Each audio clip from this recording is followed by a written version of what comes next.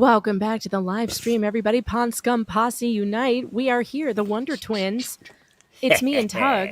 Wonder Twins Unite. Actually, though, we have a third tonight. We have a triplet.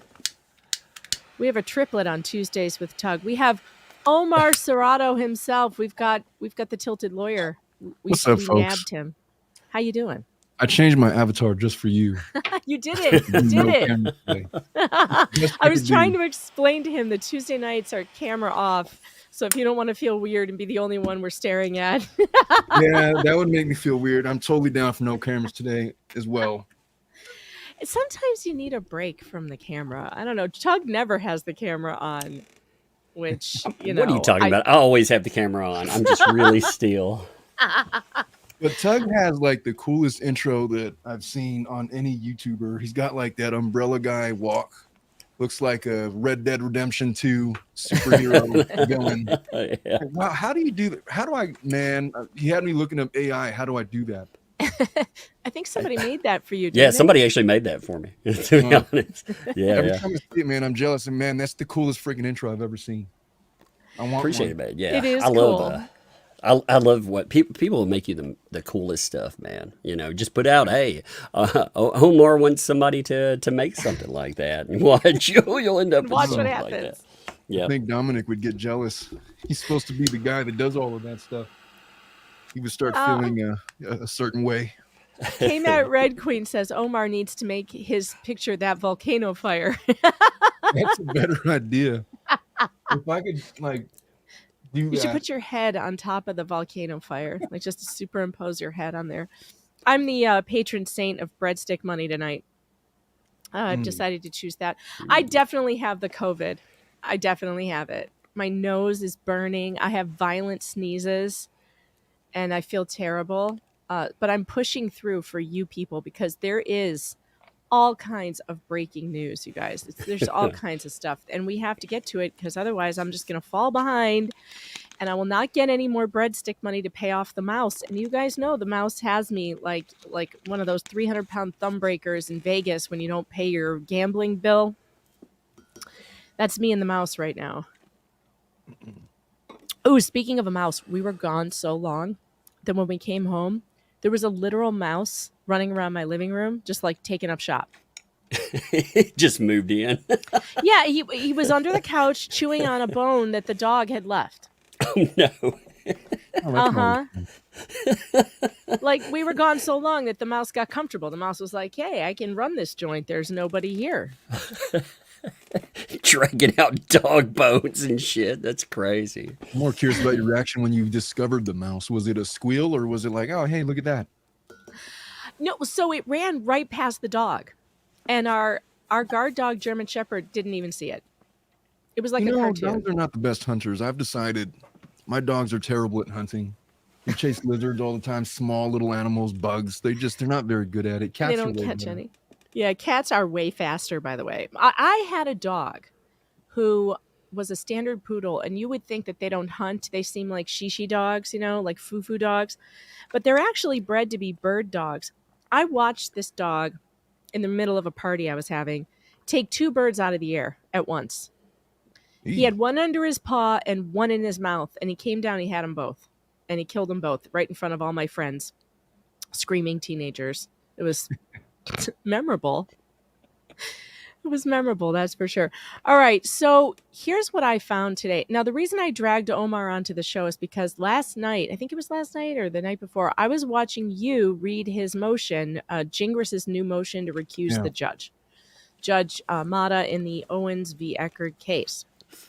And I was like screaming at the screen, read page 13, read page Oh, I skipped over it, but you know, and you skipped it. So here, this is great because the audience has not heard your live reaction to this part of it. I'm going to pull it up on the screen so we can hear you freak out in person. In real time. Hell yeah.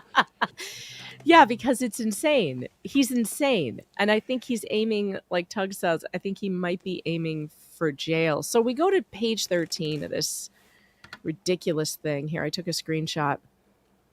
And here's what it says.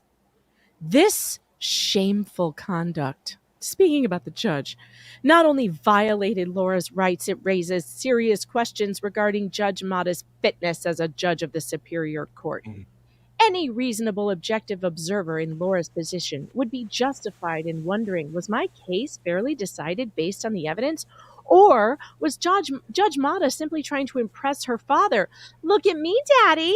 I'm a real judge now. Just watch me destroy a young woman's life because the other party was on The Bachelor. Hee hee. You know, I really hate when he does that shit, man. I've grown so averse to his style of writing and his style of humor. He's really like the drunk guy at the bar that thinks he's funny and he's telling these jokes and making these bad impersonations. That I've really developed a habit of whenever Laura would come out with one of her blog posts or he comes out with one of his things, I just skip over all of that nonsense and I was looking for the meat. And so literally when I'm reading through this, I'm like skimming through it and it's invisible to me. And sure enough, when I open my eyes, he's doing that thing again. He's like doing the stupid impersonations, thinking that he's like hilarious. And it's just like super cringe. I've never seen any. I'm baffled by a number of different things in this motion. In terms of like the legal nerd part of me, I was baffled that he was quoting different state laws for an Arizona case.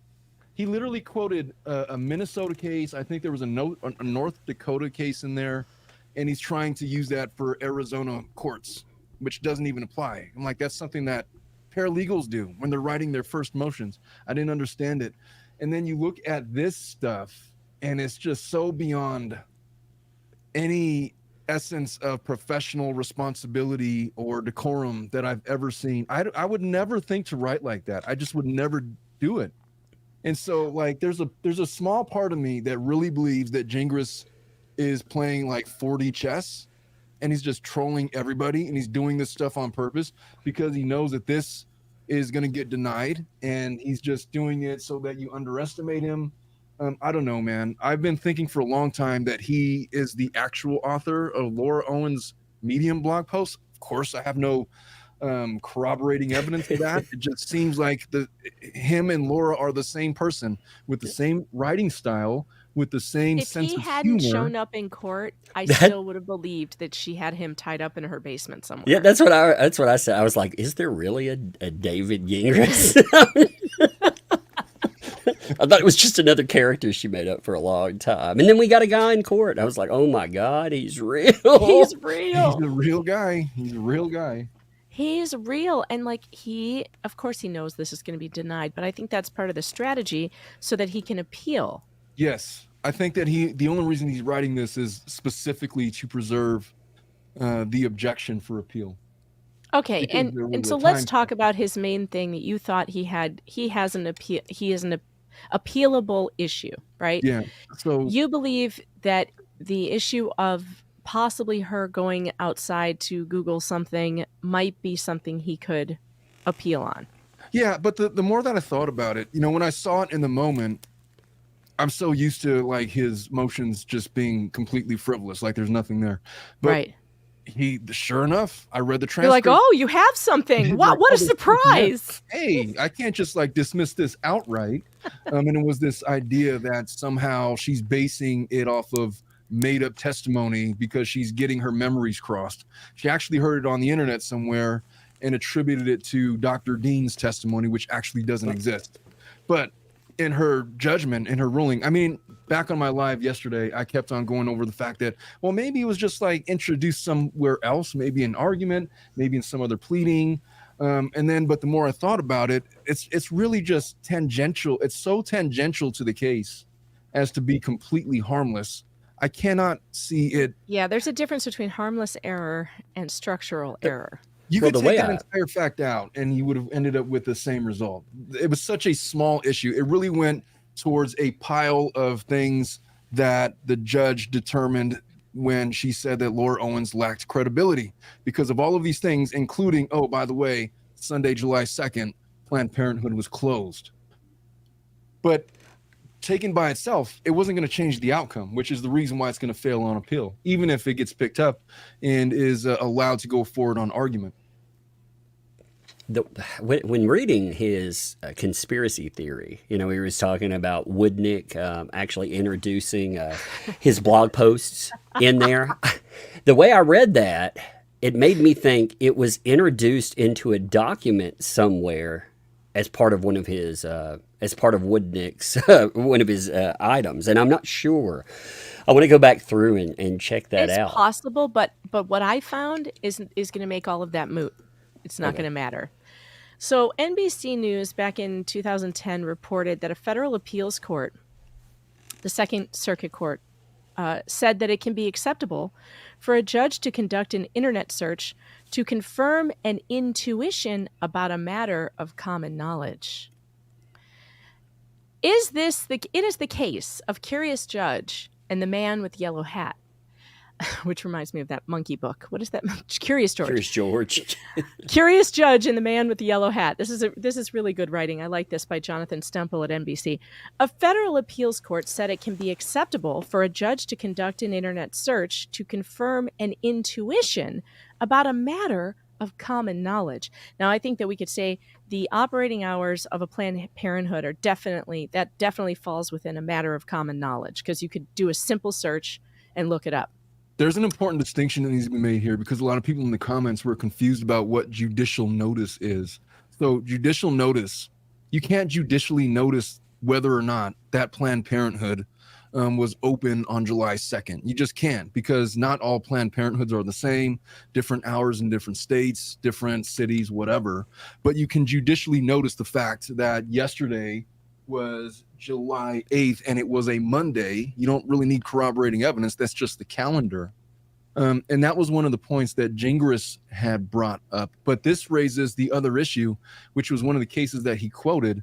So this is talking about stuff that is common knowledge. It's a much wider spectrum than judicial notice, which is important. And I didn't mean to interrupt. I'll let you continue reading, but it's a distinction that needs to be made, because Gingis raised it like in around page 4 of his argument. While Monday's ruling by the U.S. Second Circuit Court of Appeals in New York concerned an alleged violation in the terms of supervised release from prison, the ruling could encourage more internet use by judges, and not just in criminal cases. The case concerned an internet search performed by U.S. District Judge Denny Chin, whom President Barack Obama has nominated to fill a vacant seat on the Second Circuit. Prosecutors allege that Anthony Berry, who served 12 years in prison for bank robbery, violated the terms of his release by robbing a Ridgewood Savings Bank branch in Bronx, New York. So he did it again. Chin reviewed several pieces of evidence, including a bank surveillance video showing a robber who wore a yellow rain hat. A yellow rain hat was found in the garage of Berry's landlord. Noting similarities between the hats, Chin at a hearing said he had resorted to Google search engine for help. We did a Google search, and one can Google yellow rain hats and find lots of different yellow rain hats, he said. Considering all of the evidence, Chin found the government met its burden of showing Berry violated his supervised release terms. He sentenced the defendant to 3 years in prison. Berry appealed, saying Chin should not have gone online to verify a fact whose answer was not obvious. He said this violated a federal evidence rule that bars a presiding judge from testifying as a witness. The government said the search was fine, citing another rule which lets judges note facts not subject to reasonable dispute, and which can be learned from accurate sources. In its decision, the appeals court said most federal evidence rules do not apply with their full force in proceedings to revoke supervised releases. Using this relaxed standard, it endorsed Chin's effort to confirm his common sense supposition that more than one yellow rain hat is available for sale. But it went further, saying improved broadband speeds and internet search engines cut the cost of confirming intuitions. The court said that 20 years ago, they said that 20 years ago, a trial judge may have needed to travel to a local department store to survey the rain hats on offer. Today, however, a judge need only take a few moments to confirm his intuition by conducting a basic internet search, it added. As the cost of confirming one's intuition decreases, we would expect to see more judges doing just that. David Hammer, a lawyer for Berry, said he had yet to discuss the ruling with his client. So this was US v. Berry. I looked it up. I actually have the ruling here in case anybody wants to look at the case text. But I wanted to see if anything else had happened with it. But it looks like this is where it ended. And so there is precedent that common sense to confirm your intuition. Like, let's say Judge Mata noticed on the calendar after the date dispute during the trial that the date in question was a Sunday. And her intuition told her that not a lot of medical facilities are open on Sunday. So if she did do a quick Google search, it would just confirm her intuition on a commonly known fact. So, boom, done. My thoughts on it is simply, it's so, I mean, not only is the issue just so irrelevant and not really dispositive of the case at all, but he was trying to make the argument that by virtue of her doing an alleged Google search, that she was biased and clearly unfit to preside over the case. And he was using that Arizona rule, and he had, as far as proving by clear and convincing evidence, it falls well short of that. I just don't even see, okay, let's just say she Googled it. He also went over a bunch of rules that the judges are allowed to do in terms of conferring with other judges, in which her dad is a former judge, conferring with other people. And now you're bringing up this article, this case, this federal case, which isn't, I mean, it's not apples to oranges or apples to apples, but it allows for judges to basically verify certain things that are within reason. And the fact that it's such a minute fact, it's not. I mean, I freaked out a little bit yesterday during my live because I was reading it in real time. I had not read it, but the more that I'm thinking about it and the more that I'm understanding Arizona's rules with respect to judicial conduct, Judge Mana didn't do anything wrong, even if she Googled something related to Planned Parenthood's hours, especially if she suspected that Laura Owens was lying based on her history of lying in the case. The judge is the finder of fact in a bench trial, and she needs to know if Laura is lying under oath and committing perjury. And if she noticed something where she could confirm very easily something of common knowledge that this woman is blatantly lying to her face about, I don't see how that could possibly be a reversible error. I've literally had judges do that on the bench. See? Literally check. Okay. Check facts, like little facts. Yeah. So what does a flight cost from here to Arizona? Or what does what is the schedule of, something you could easily Google? They'll do it right there on the bench. And well, in that federal ruling, that I found seems to suggest that, or does say that that's a completely normal and a reasonable thing for a judge to do. But that's a sensible, that is a sensible allowance for a judge that you cannot sequester. I mean, we talk about sequestering jurors. They're not allowed to consult electronics and the internet and news and all that kind of stuff. You can't do that for a judge who does this for a living. And so it allows, within reason, and I think that it's within reason that somebody could check whether or not Planned Parenthood was open on July 2nd. It allows for that. And it's not reversible error if you find that she may have Googled something on her own free time to verify whether or not her confirming that Laura Owens was a liar was a thing. Yeah, MG Law says common sense would lead one to believe that since Planned Parenthood is not an urgent care or an emergency room, that Planned Parenthood would have more typical doctor's office hours and be closed on Sunday. Yeah, we don't have any evidence that she actually did Google anything. She could have just come to that conclusion on her own and mistakenly said that she thought Dr. Dean said it, which would also not be a reversible error. That's just a harmless error. And the idea, and by the way, I don't know if I told you guys this, but he wouldn't get a new trial even if this motion was granted. All he would get is a new judge to pick up exactly where they left off, which is how much money does Laura Owens owe Clayton Echard.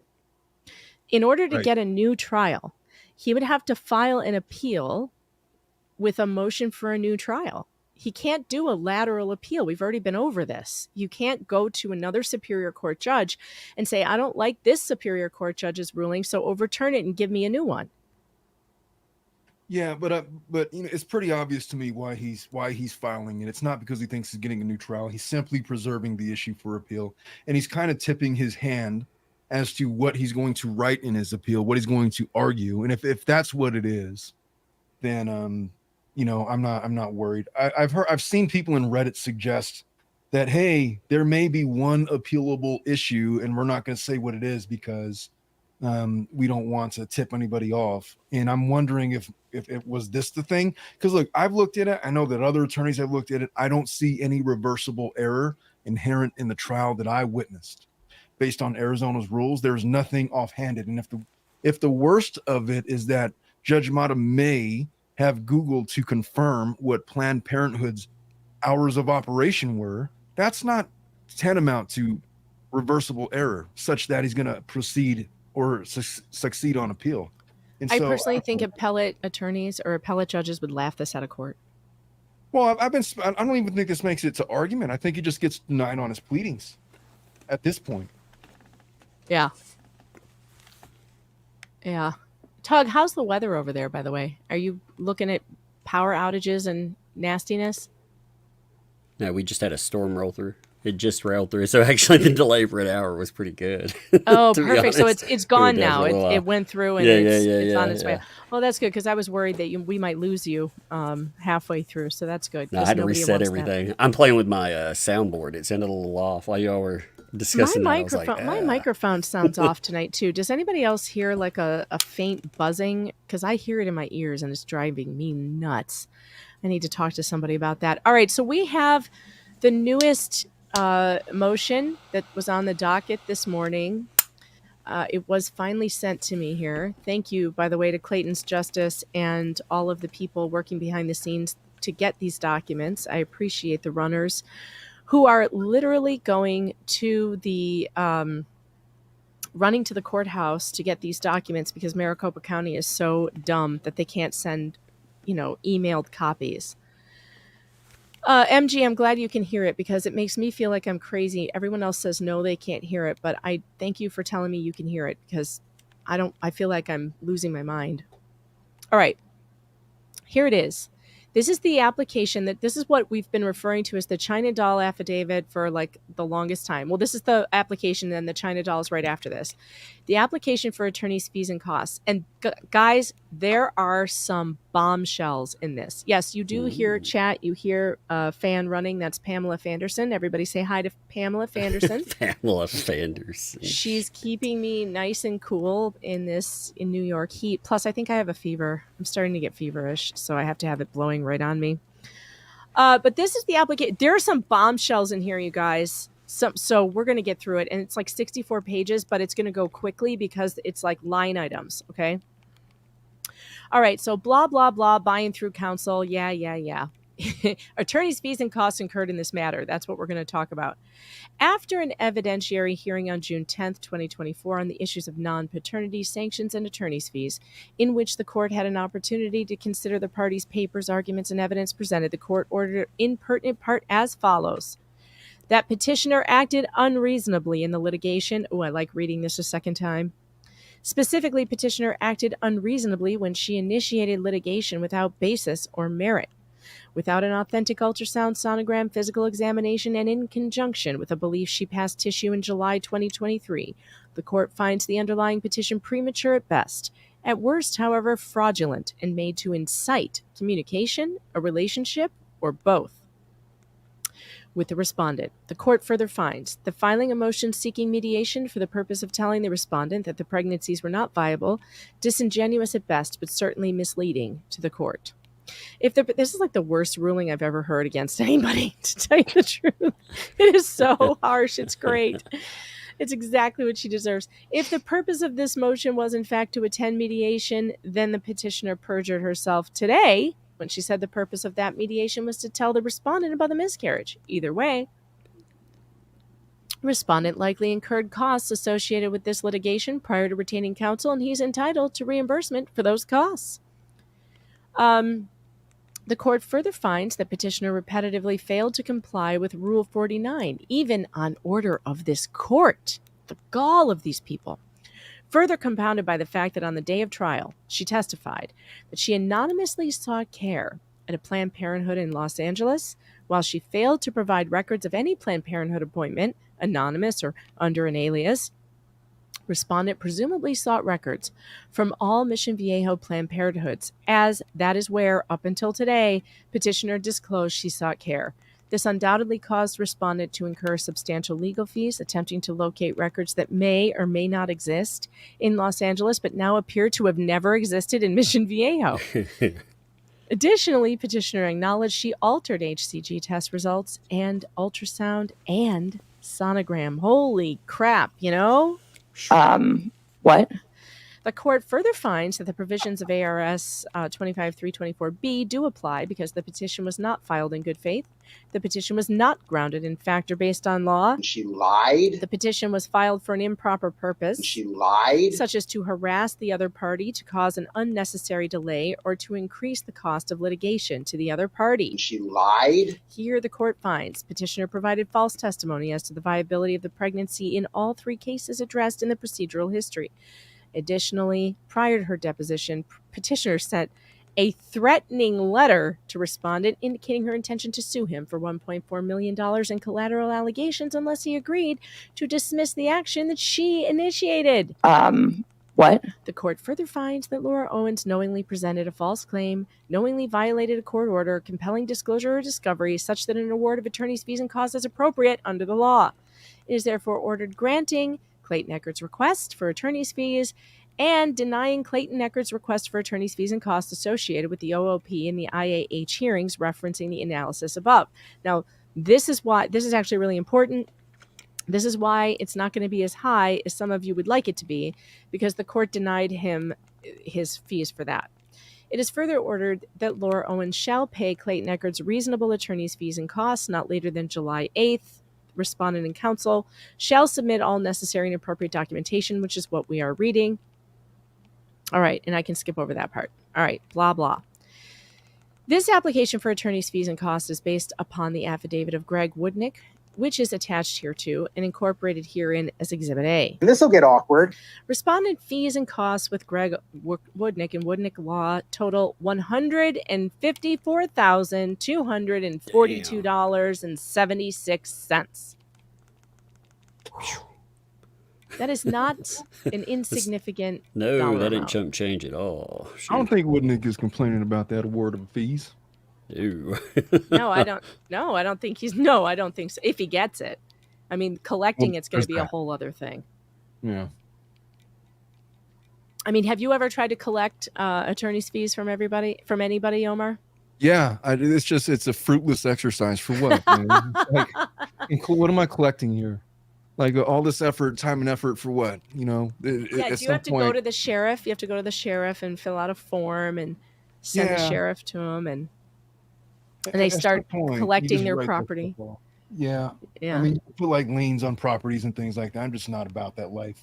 But if it was like 154,000, maybe. I mean, why Maybe wouldn't would you? Would Sure. Could you be motivated by someone attacking you again and again too? Would Well, that that's motivate true. you a little more? And I mean, accusing there's that. If you just of want to ARP. be addicted to it.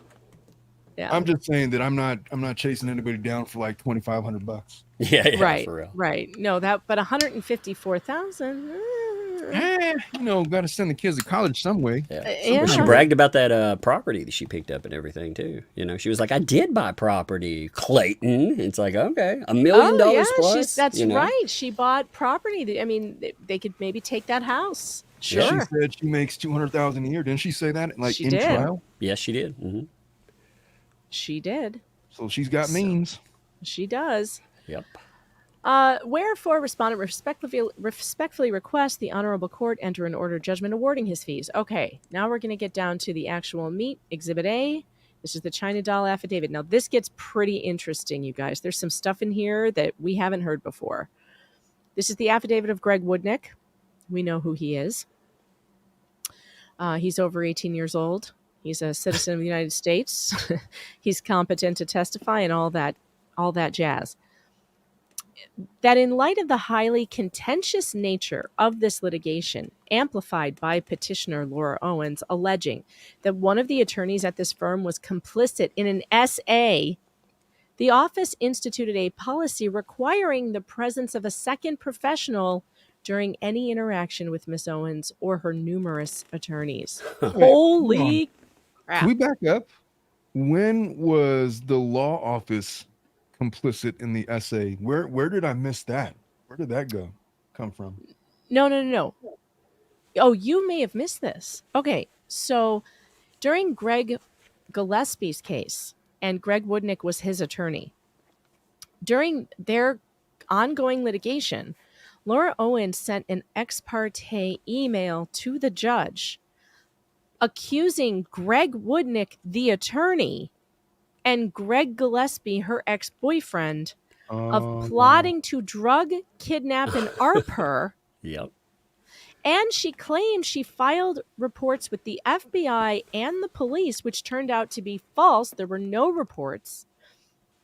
And the judge in that case basically, sent her an email and copied the other side and said, this is not acceptable. You can't do this. Don't do this again. She claimed that against Woodnick? Yes. You should read it. I mean, it's crazier than we can make it sound. It's in my first article on PJ Media. Why don't we revisit it? Because I don't think Omar's seen that. We can actually look at the email. If those of you who are catching up to this story, you might not know about this either, but this is one of the more outrageous things that she did. Here it is. Let's see. Let's share this. This was in my very first one, I think. I hope it's the first one, because if it isn't, I don't know which one it's in. So I wrote this back on January 10th, and I have a copy of it. Yeah, here it is. During the Gillespie case, Miss Owens also sent a letter to the judge ex parte accusing Gillespie's lawyer of drugging and essaying her. Here it is. Let's go over to Twitter where I have these things. This is part of her email she sent to that judge. On March 4th, 2022, I was drugged, violently AID, and ARPed. I have strong reasons to believe that both the defendant and his counsel were involved. And there is a pending FBI investigation regarding the incident. There isn't. Spoiler, there isn't. Ask, is there? No. What? To my knowledge, neither the defendant nor his counsel are aware that they are being looked into.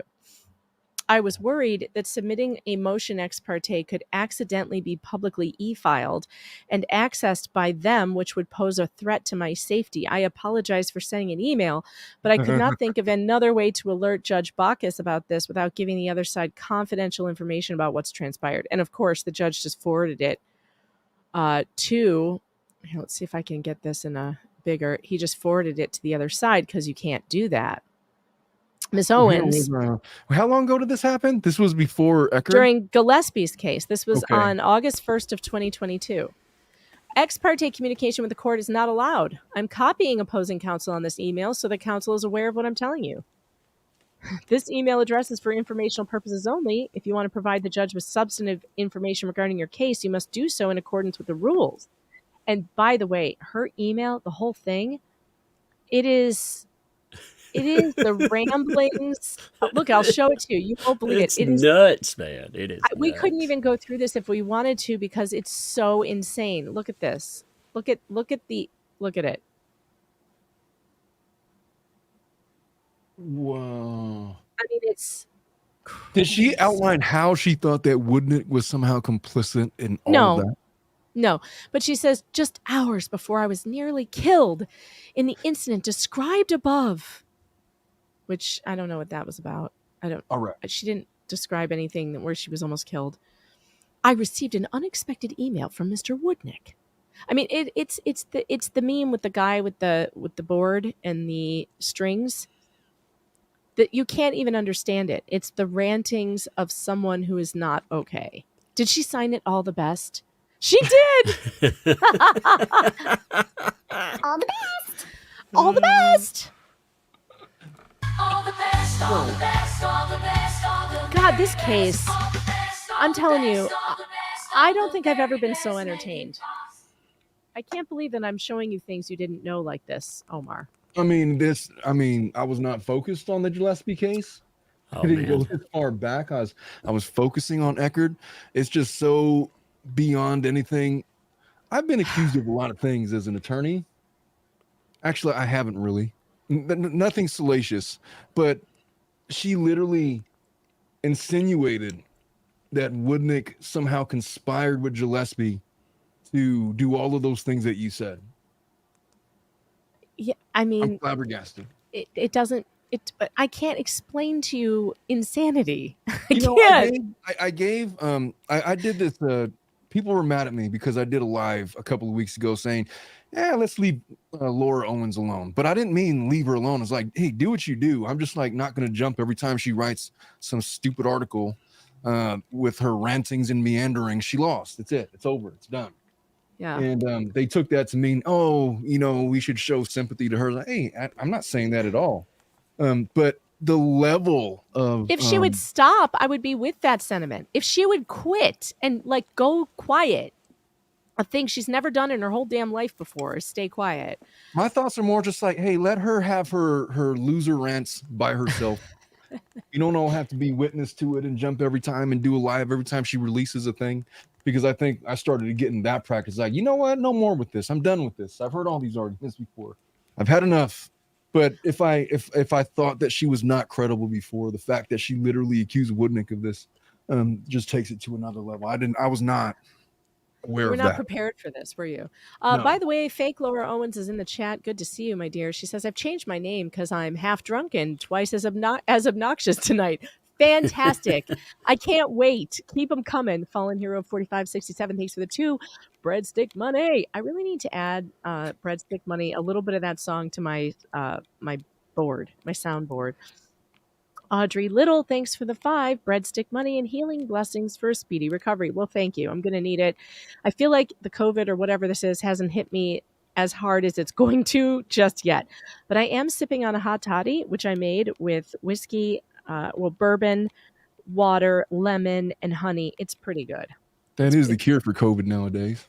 A good That old-fashioned is. hot It's toddy. always been the cure for COVID. I don't know if you know that, but it's always been that. Duncan Idaho, thanks to the 10. I'm returned from a faraway land called the CW. Has some problems. Not an entirely disappointing outcome so far. We'll see. Anyway, here's some breadsticks. Or WE, the current meme, whatever the current meme is. What is the CW? CW. What's he watching? I know there's a CW TV network. Duncan, what's the CW? You're going to have to tell me I'll try and pay attention to the chat. Becky Holland, thanks for the 5. I said last night, but I want to repeat that I'm glad during this shit show, some great friendship formed. Dave Neal brought awesome YouTubers together. He sure did. He sure did. Dave is amazing. Angel Australia, thanks for being a member. What is the common sense you speak of? Laura Owens 2024 to forever. So funny. Oh my God. Fake Laura Owens, thanks to the 5, says, I can cool you better than Pamela Fanderson, but I might get pregnant with twins again. Stargasm FF, thanks to the 5, especially sincere. Her LA site at PP was newly mentioned only at the trial. Isn't someone allowed to verify? Well, they should be. And according to the federal court, you are. So I don't really want to hear about it. I really don't. Yeah. It's the Commonwealth. Yes, the Commonwealth has problems. The CW, got it. Yes, I've been also involved in that. Oh, you got to get me thinking about that case again. Oh, it's insane. It's outrageous. But we need to get back to this, or we'll never get to it. So let me see. I did a good live on that the other day. If you guys want to go back and watch that on the replay crew. There are updates in the Karen Reed case that will absolutely blow your mind, and I know that Omar did one too. All right, so here we are. In light of that email that I just showed you, he had to institute a new policy of putting a second lawyer in the room whenever she was involved. So that's pricey, because lawyers ain't cheap. That, and next is Exhibit B, is the fee agreement entered into by Clayton Echard.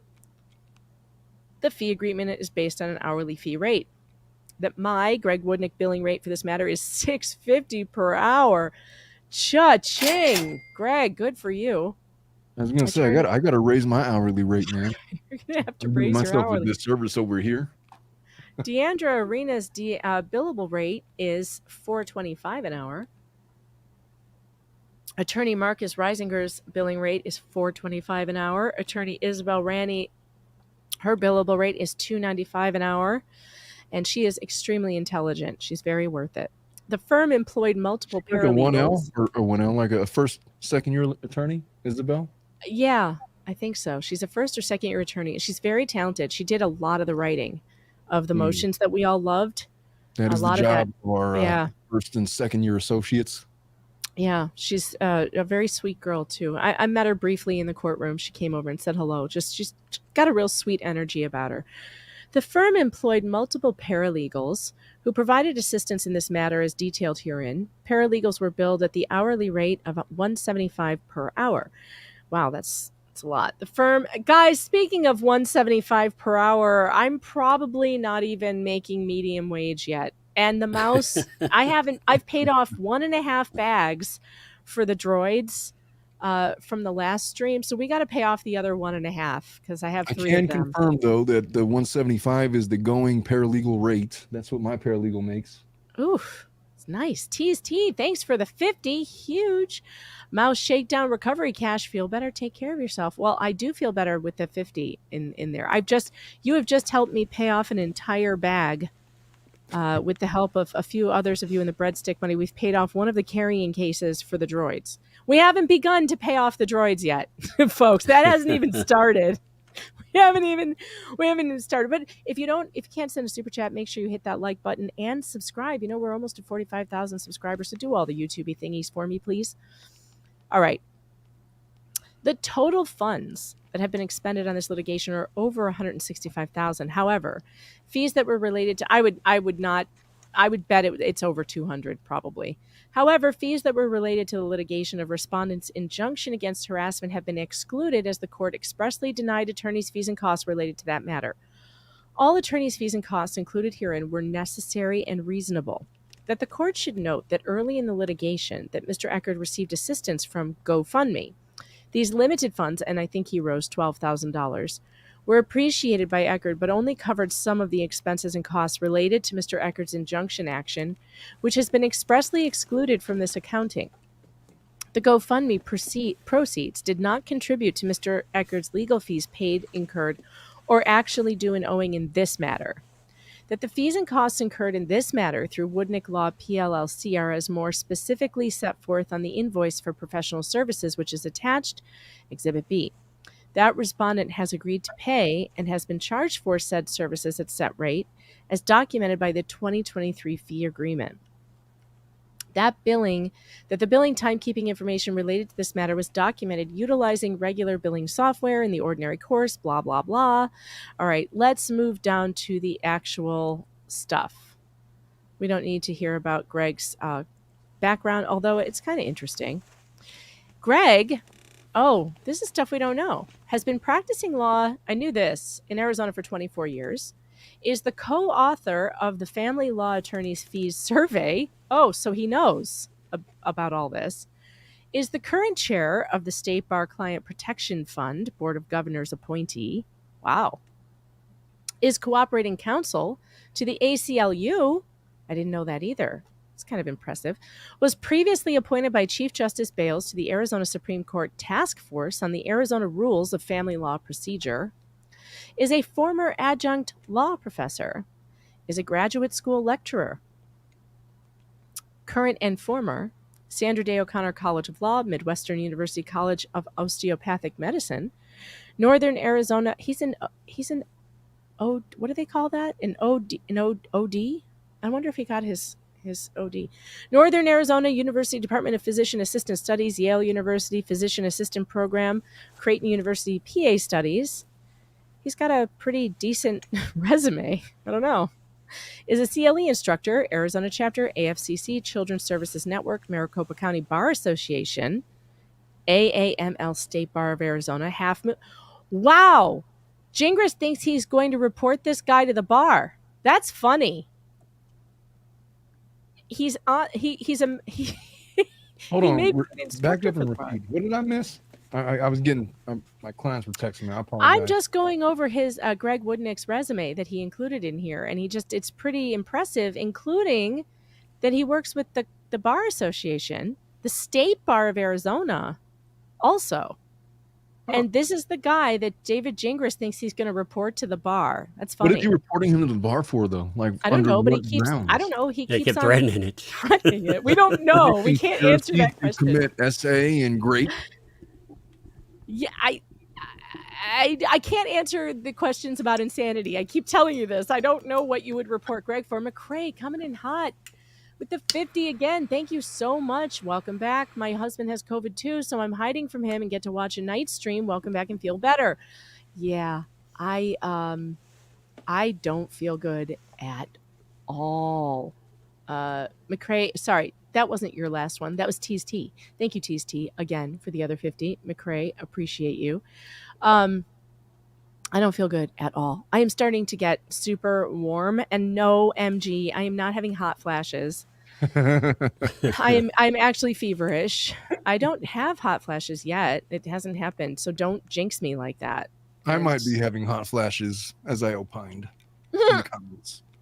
I mean, I I don't do know get if hot under the collar occasionally, but I don't think it has anything to do with my hormones. It's just my temper. Believe me, when that starts happening, I will never stop complaining about it live on the air. Don't worry, you're not going to miss it. Trust me. Trust me. I'm actually just feverish, though. All right. So, Attorney Deandra Arena is a former Assistant Attorney General for Protective Services. Is licensed to practice law in both California and Arizona.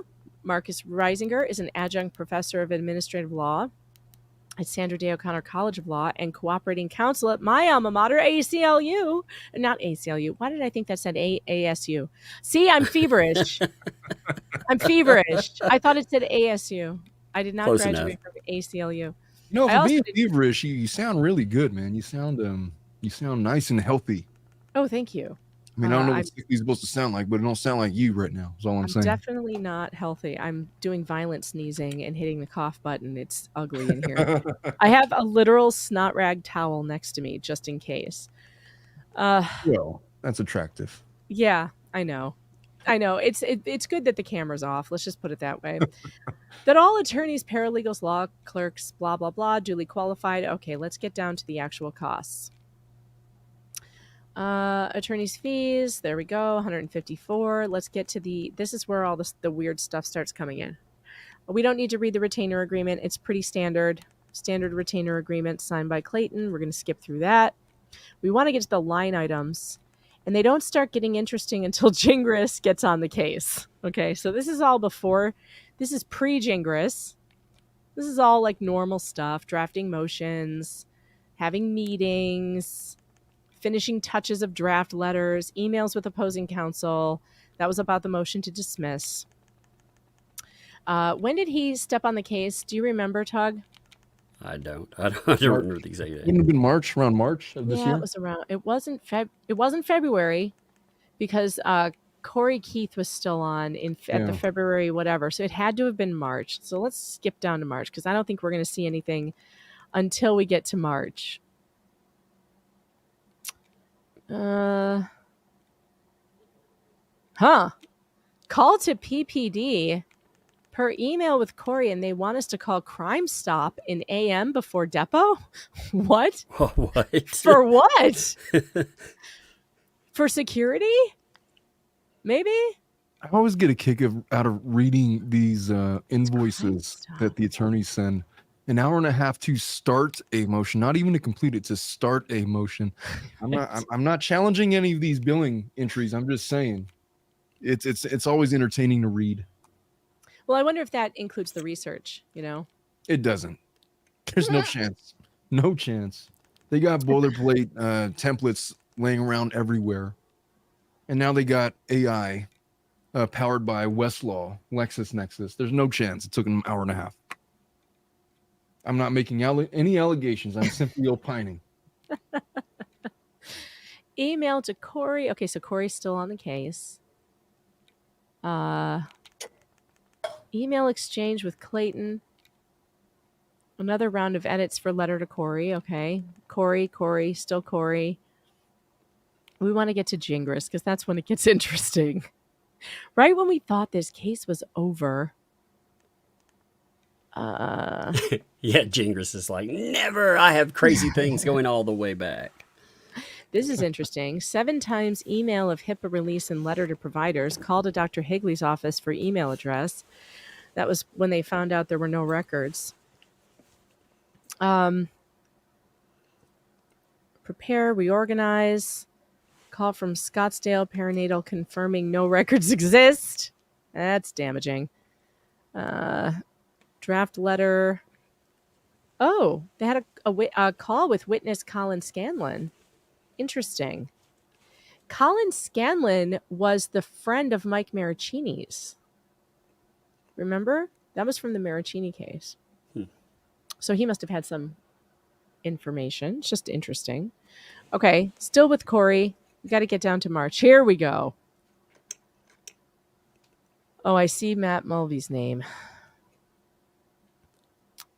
Email with Smile regarding tampered records. That was on 3-3.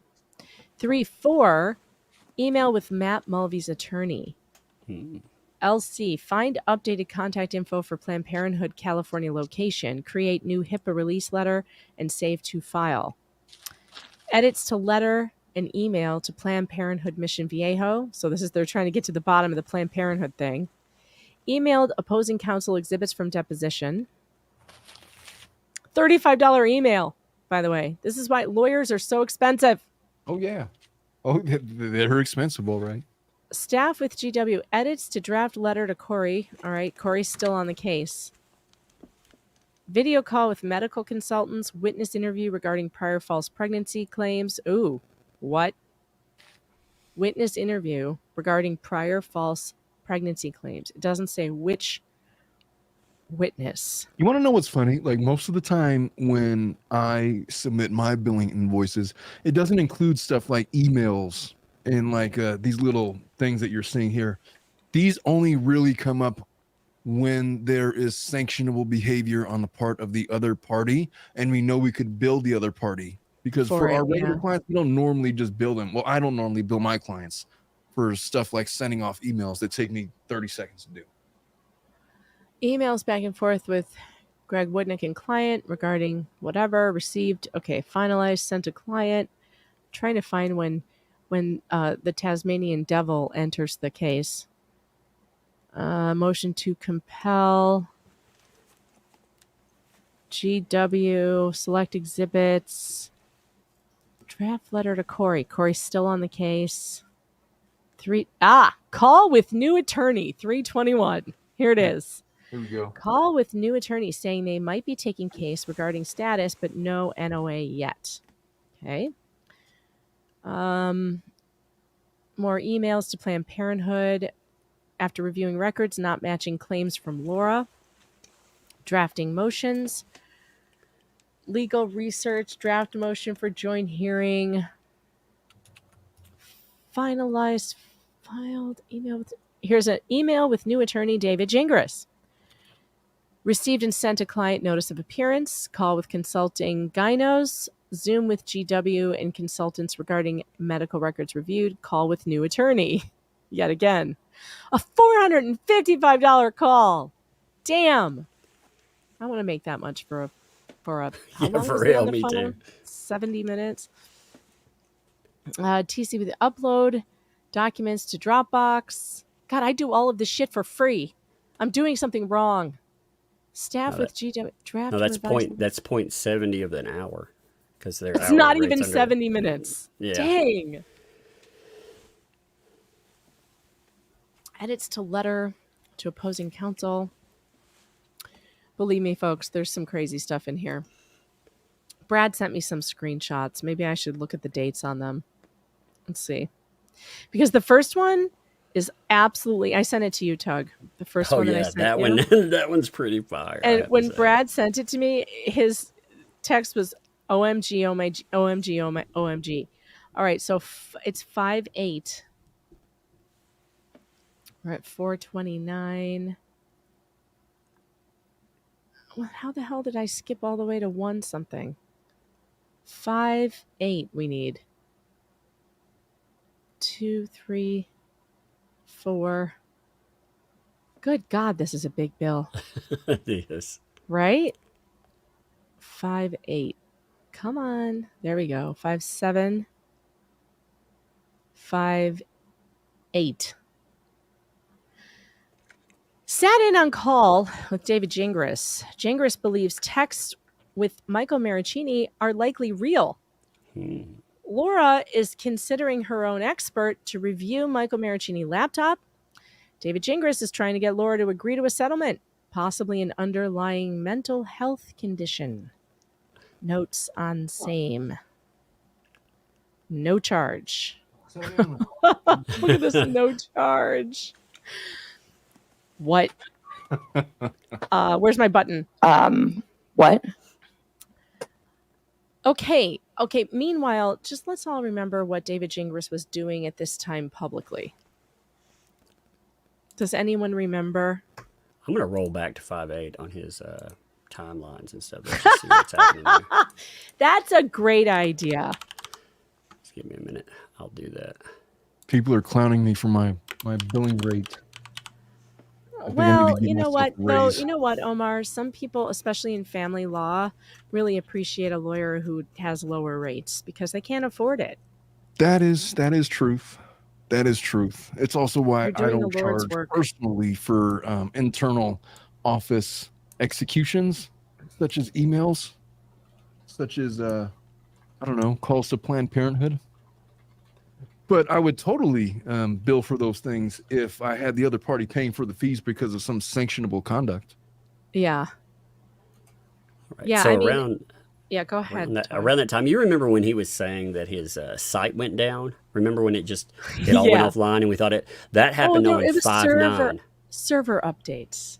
Yeah, when he was like, "That's not a DDoS attack, actually," So the very next, so what you're saying is the very next day after this Mhm. meeting with Greg Woodnick, where David Gingras admits that he thinks the texts with Michael Maricini are real Here's and the says he post. thinks his client has an underlying mental health condition and he wants Yeah. her to settle, he takes his website down. Yeah, that tracks. Yeah, here's there it is. I put it up. Oh, Where let you me wanna see let me it. share that. Yeah, I remember when all that happened because we were like, he deleted his website because he put up a blog. I can't remember what the blog was on that date, though. I'd have to go back and look. But remember, right after it, we were like, did we get that? Did we And get it that went one? down several times. It went Yeah. down not just once, but it went down several times in the next couple days. Yeah, this is unbelievable. Oh, it's amazing. This is unbelievable. I mean, right here. I mean, what? And right after that, I want to say it was after this that he posted that horrible stuff about Mike Maricini publicly. So privately, he knows it's real, but publicly, he's posting photos of him and saying that he's a liar and that we should read his deposition because it shows that he's a liar. God, this guy is a snake. Is that ethical? Megan, I might be slow on the draw because I've been distracted with the comments, but I'm reading deeper into this entry, the one that says no charge, where DG is trying to get Laura to agree to a settlement, and there's possibly an underlying mental health condition. That speaks volumes. Yep. But the fact that he's proceeding in the manner that he is, I've been opining for a long time that I think that Gingras at this point is convincing Owens' family that he's going to prevail on this appeal, and he's making up issues and convincing them that it's a real thing. And he had a really good selling point insofar that he found in the judicial order that one of the points was based on testimony that didn't exist. So that must mean that we're going to prevail on an appeal and get a new trial and all of these things. I don't know, man. There's a lot of layers to this Gingras character is all I'm saying. I think that this shows that he knew he had a client with diminished capacity. That's what I think. 100% it did. And you know what? That's a problem for him because the bar says when you have a client with diminished capacity, there are different rules.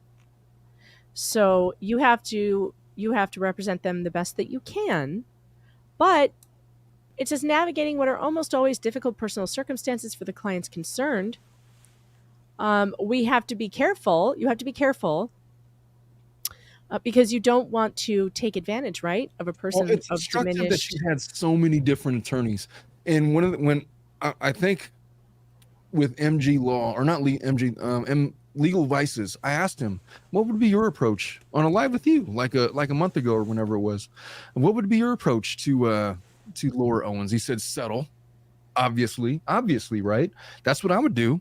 And Gingis says, well, in that statement, that he was trying to get her to settle, but he's flouting this appeal thing like it's going to prevail, and I just don't see it.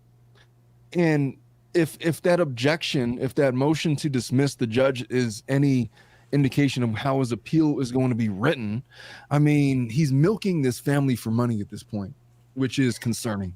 And I think that it violates the ethical rules for dealing with a client with 100%. diminished capacity. We have Yes. a duty to protect the client. But he's going to hide behind the fact that no, there was an appealable issue here, and you're given great leeway to bring appealable issues. And it's going to be this thing, but there was missing testimony based on a judicial opinion. And so therefore everything is above board. And I literally had another attorney say to me last week, even though he was completely lost in the argument, "Isn't it okay that attorneys disagree?" And I said to him, "Not when it puts your client in jeopardy, dipshit," which I feel like this is what Gingis is doing at this point. Oh my God, he's the one who got her referred for prosecution. I agree. If this trial did not happen, if she settled beforehand, there would be no referral to the county attorney. He allowed her to go this far and anger this judge and show and lie on the stand several times. And he knew she was of diminished capacity. He told Greg Woodnick in the phone call, possibly an underlying mental health condition. That means that he knows she's at risk of substantial physical, financial, or other harm unless action is taken. I'm telling you, he has done a disservice to his client. If it ever comes out that Gingis is the pen behind Laura Owens' blogs, there's going to be severe consequences for him. Well, what Whether about or not this that ever one? comes out, I don't know, but it's a thing. What about this one? He's probably already dirty deleted it, right? Let's see. What about Hated in the Nation? Do you remember this? The Black Mirror. Yeah. Do you remember? He allowed her, he wrote the first part, right? Oh, yeah, I remember this one. And then he claims he allowed her to write the second part, Laura's words below. And in it, he allows her to make like suicidal threats. Like, let's not sugarcoat it. He allows her to say that she could be pushed over the edge. Yeah. I mean, it's crazy. Hey, And Megan, can this I was ask you a after. What was the professional- date on this? What was the date on this? I gotta know. May 29th. Oh my God. So it was 28th. after, almost an entire month after his phone call with Greg Woodnick, where he knows his client has a potentially underlying mental health condition that puts her at risk. Megan, am I crazy when I read Laura Owens' Medium blog posts and I read David Gingis's blog post and his motions?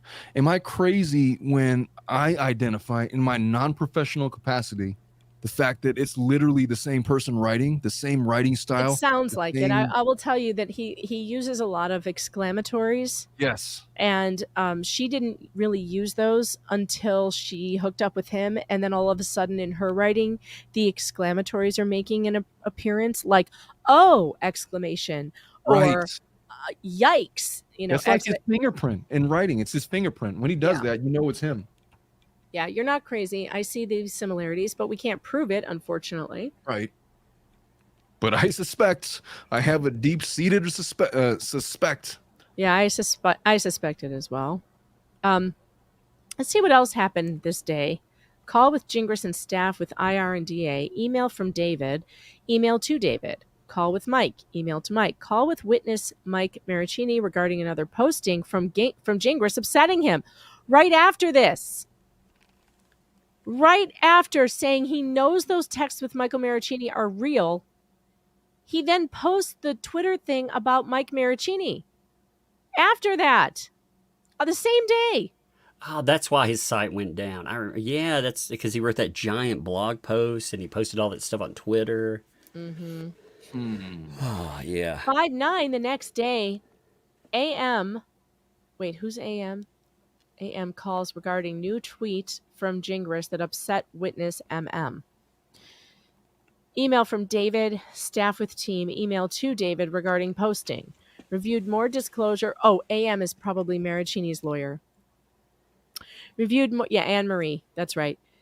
Reviewed more disclosure in email from Gingis regarding disclosure and continuance. Note to Gingis. 2 emails on the 10th from Gingis, one of which weirdly includes my name on texts and no context. Full staffing with DA regarding developments, including these emails. I know what that is. He posted it on. I think that Gingis posted this on Twitter, and it was like him trying to say that Mike Maricini's texts were easily edited. So he edited in Greg Woodnick's name into one of them. And it made no sense because it would have been like time traveling Greg Woodnick. So he used his client's favorite Adobe Acrobat or whatever to mess with the text to say that it was easily manipulated. 5/13 received and sent to client motion for judgment. Call with witness Greg Gillespie. Staff with MR regarding response to motion. 5/14 the motion and reply to motion in limine. All right, let's see. There's more. Hold on, let me look at Brad's screenshots he sent me. 4/3. On 4/3, I'm not going to go all the way back up there. I'm just going to read to you from this screenshot. But on April 3rd, 3 emails from David, reviewed and staffed as one was overtly threatening. Call to Bar Council Ethics Hotline. First draft response to David, but will hold for ethics advice. Call to Bar Ethics Hotline. Because David was threatening to file bar complaints against Greg Woodnick and Isabel. And that was in April. That was like 1 month after not even a month after he took the case. Then on 4/11, that was on 4/3. On 4/11, email redacted regarding concerns OC escalation. What is OC? I'm not sure what OC is. OC escalation.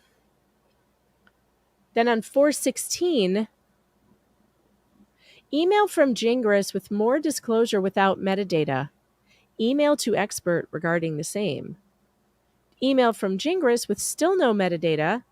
And his comment is, and I quote, "As such, I do not plan on responding to further questions about the photos, since any additional discovery into that issue is not proportional to the needs of this case." See Rule 51B. That was about the July 23rd SAC photos. No metadata. They're refusing to provide metadata. Then on I agree that OC means opposing counsel. Oh, okay. 4/24, so on April 24th, emailed a potential witness Steve Carbone regarding emails, reviewed his email chain with Laura Owens. Staff regarding disclosure of same as it confirms that email and sonogram were from Laura. Well, we knew that. And then we have a 5:30 that's coming up, so I'll scroll down to 5:30. 5:30. God, when he got into this case, it got so much more complicated and ridiculous. Communications with Clayton regarding new developments and the posting from Laura and Gingis immediately after our set conference, where Gingis sort of apologized for how things were handled early in the case, but then promptly posted this similar to what happened with the posting of a picture of Maricini. This might have been when he posted the YouTube deposition clips. Yeah. You really got to be careful with who you pick a fight with, man. This is Gingis' style, but you do that with the wrong attorney, and then you end up like this. Yeah, getting all your shit exposed on the internet. Yeah, and I feel like it's not the end of the story. I don't think that there's a chance like that within the next 6 months. He's not brought up on some kind of bar review. his conduct in this case. I just feel I like that wouldn't doubt. I think that it's possible that Judge Mata might have already done it. maybe, I mean, the way that, gosh, and He's that attacked her page personally. 13, He doxed her father. He's gone after her in a way that is completely against the rules. It is I was not. still hung up on the 911 call to Gillespie, and then coupled with the fact the way that he's mocking her in this motion that he wrote on page 13 that I conveniently skipped over, the way that he's handled himself in this case is just, gosh, man, I feel like there was, if I was representing Laura Owens, I would have literally went into chambers with the judge to indicate my concerns that my client may have a mental illness.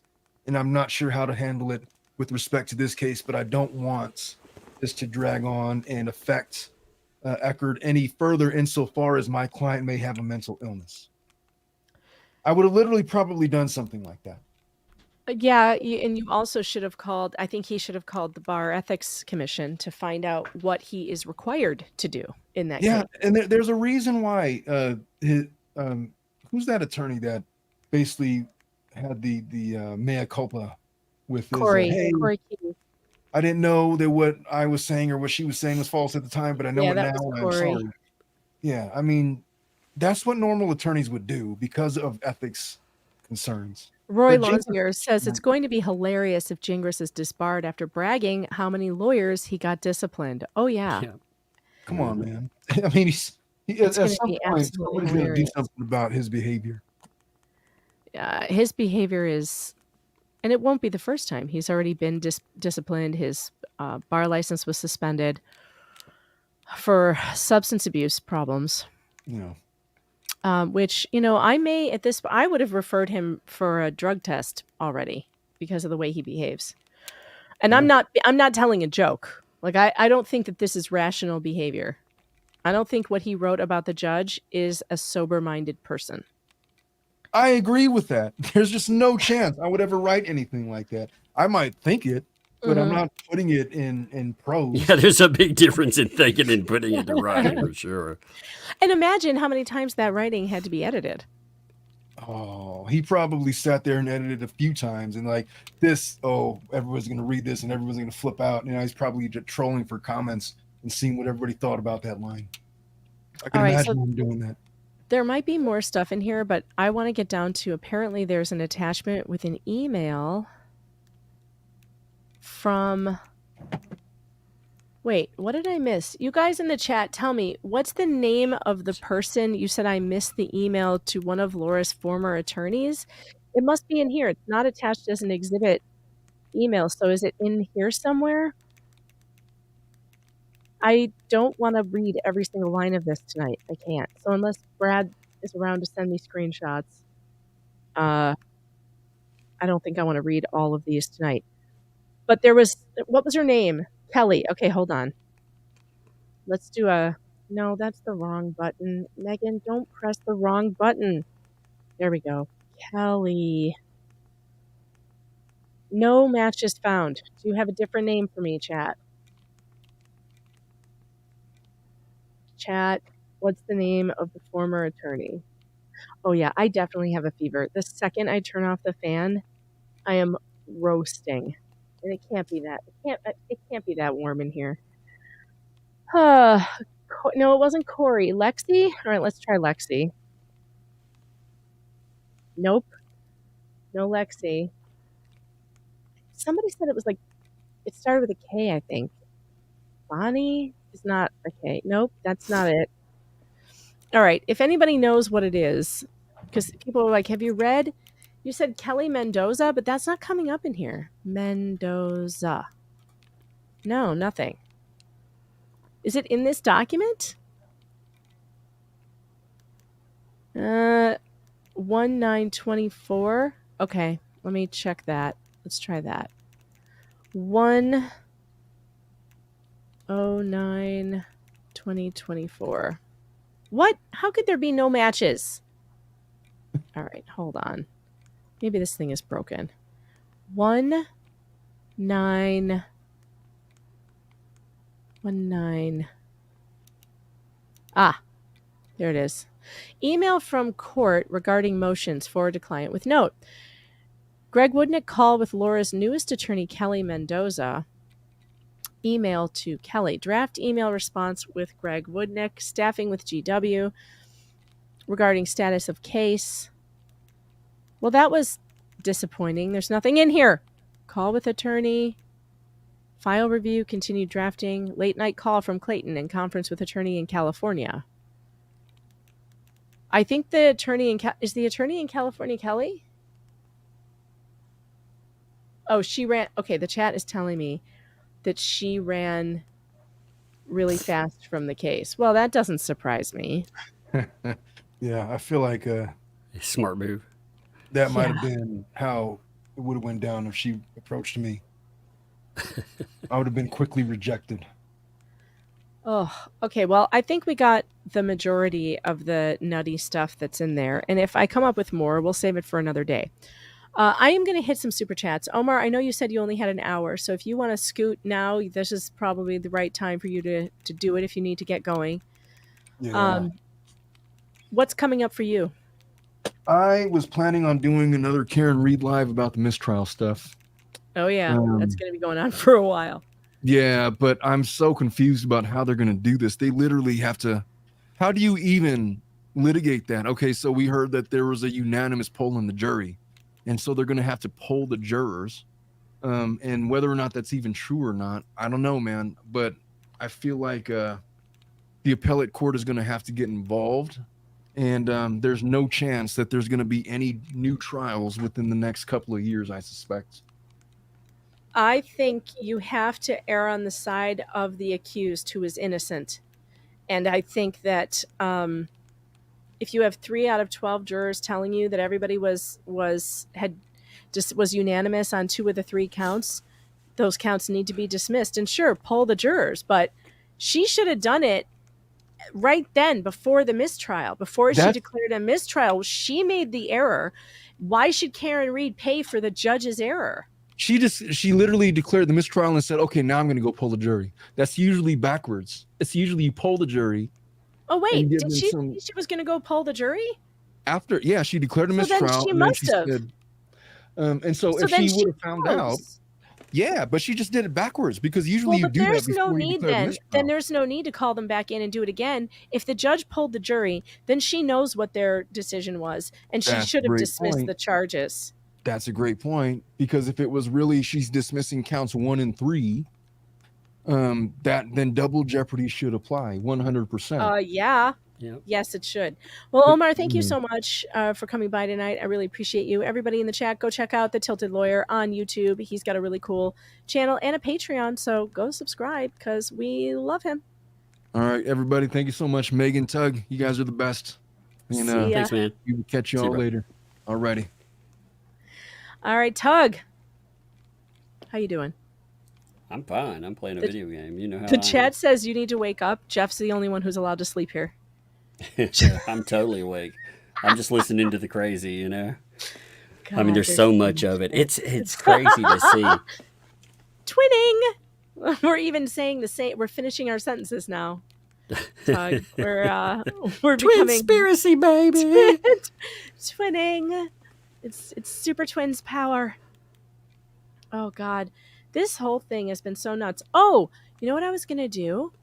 I forgot about this.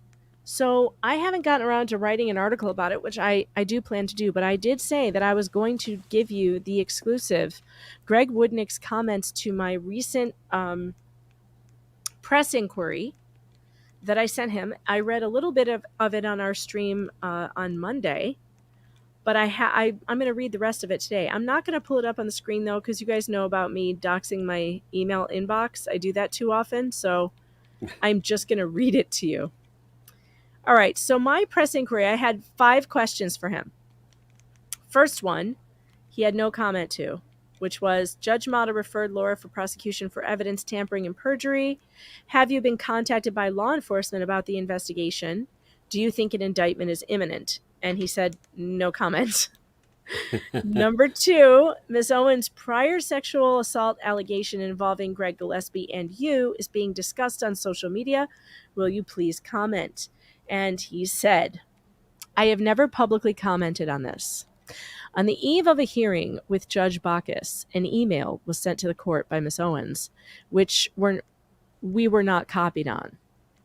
As ex parte communication with the court is not permitted, Judge Bacchus's staff promptly forwarded the email, and this is when I first learned about the horrific allegations that were being made against myself and Mr. Gillespie. As a lawyer, I have defended many people accused of terrible acts. Sometimes the allegations are true, sometimes they are predicated on a misunderstanding of science, and sometimes they are simply malevolent. In response to Miss Owens' maligned accusation, we contacted both the FBI and the police, eager to discuss and with no reservations, as I had never been in a room with Owens, yet alone involved in something so horrific. Not only was the allegation untrue, but the existence of an FBI and police investigation appeared to be fabricated, as both the police and the FBI indicated there was no such investigation. Boom. All right, I will get to the other questions that I asked him in a minute, but let's go through some of these super chats. Fake Laura Owens, thanks for the 5. 154,000 is 3 of my ponies. Come and get them. I'll be riding them away over 2.5 foot high logs and probably falling off. All the best. So, I love her. Lisa B, thanks for the 5. So glad you're back from vacation. Meg, hi, Tug and Omar. Thanks for being here. Appreciate you. Fletcher Boy, thanks for the 5. Megan, she can't stop.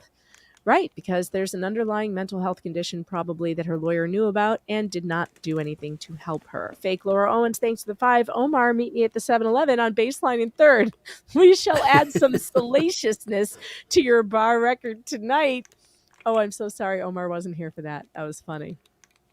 Tease T gifted 5 Megan Fox memberships, and if I am correct, I think I saw in the chat that hashtag MyHomoFlux got one of them. So congratulations, Flux, on your new membership, and congratulations to the rest of you. And thank you, Tease T, for the memberships. I sure appreciate that. By the way, we have the chat tonight. The breadstick money we have paid for all 3 bags to carry droids around in. I'm very proud of you, chat. Thank you. Slowly but surely, the pain goes away. Surely, we're paying it. I'm going to get even from this vacation at some point. Mary Jane Crim, thanks for the 5. When we lived in Connecticut, we called Massachusetts Massachusetts. Accurate. Will Call Magic, thanks for the 5. For medium smart, not a publicist, medium wage. And also, I have added to my bio, tech van procurement specialist. Because that's what Bruce from Oregon calls me ever since I got the tech van and picked it up for Dave. It is now on my Twitter bio, confusing my editor. Fake Laura Owens, thanks for the 5. Omar, I put a date with intent contract on your car windshield just now. Please sign ASAP. It's hot out here in my car. Stick print paint, thanks for the 10. Can we spell your name Megon? Then the anagram can be Fox Gnome. You can thank Rhea Norman for that. Well, what do we say my name is? Megalodon Foe. Megalodonus. Megalodonus Foe. Correct. Starchasm FF, thanks for the 20. Here's for the droid. But can you all pray I get power back soon? Oh, yes. I may melt. I've had a few weeks from hell. Please smash the like. I'm so sorry that you lost power. I hope it comes back soon. Fake Laura Owens, thanks for the 5. Omar, one of your tires looks flat. I can give you a ride home if you need. I think I know where you live. Maybe. Maybe. McCrae, thanks for the 10. LOL, my sick hubs was complaining about waking up completely soaked, and I just laughed and told him I know exactly what that feels like, but not because of COVID. I'm not looking forward to it, chat. K-Matt Red Queen, thanks for the 10. It's not true COVID. It's Disney flu. It's been so long since you've been there. You didn't take precautions. Feel better soon. Maybe. I don't know. Fake Laura Owens, thanks to the 5. Omar, I sent you some pineapple via DoorDash. Could you eat it ASAP? Thanks. Miles Strom, thanks for the 5. Doesn't look good that he allowed her to contribute to a blog post where she threatened unaliving. No, it doesn't. Fake Laura Owens, thanks to the 5. Don't worry, Omar. I've got a lot of capacity. These tonsils have seen things. Zoot of Anthrax, thanks for the 2. 1924, she had another attorney who never filed. Oh, she never entered the case.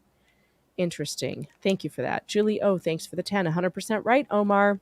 Only the stuff after the trial seemed to be his writing style versus hers. I agree with that. Tina, thanks for the 2. A lot of calm from someone who refused to calm.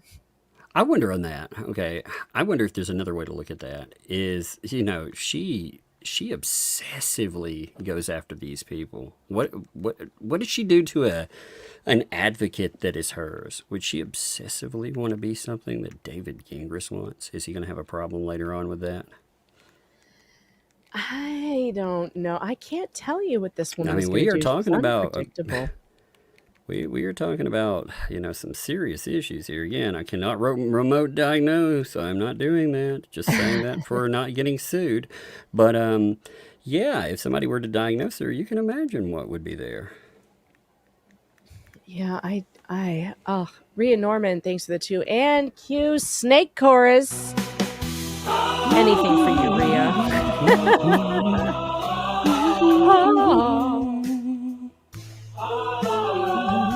That chorus slaps. Fallen does. It's Hero very catchy. 4567 says get well soon. I appreciate that. Starchasm FF says thanks for the 5. Seriously, Megan, feel better soon. Prayers to you. I appreciate that. My husband had it really rough, and I'm hoping that I don't get it that bad, but it's starting to feel that bad. Jack's mom, thanks for the 2. How much was charged for dealing with the lunch motion? Oh God, we should. Somebody needs to research that and tell me. Yeah. This will get awkward.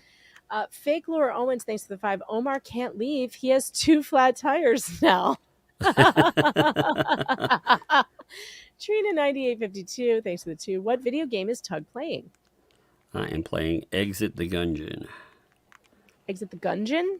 Mm-hmm. Yeah, Okay. that's what I'm playing. Fake Laura Owens, thanks for the 5. Omar, I'm completely soaked, and it's not COVID either. Oh, I'm sorry Omar was gone for those. That would be funny. He gets really, he's probably glad he was gone, though. He gets really embarrassed when the ladies go nuts for him.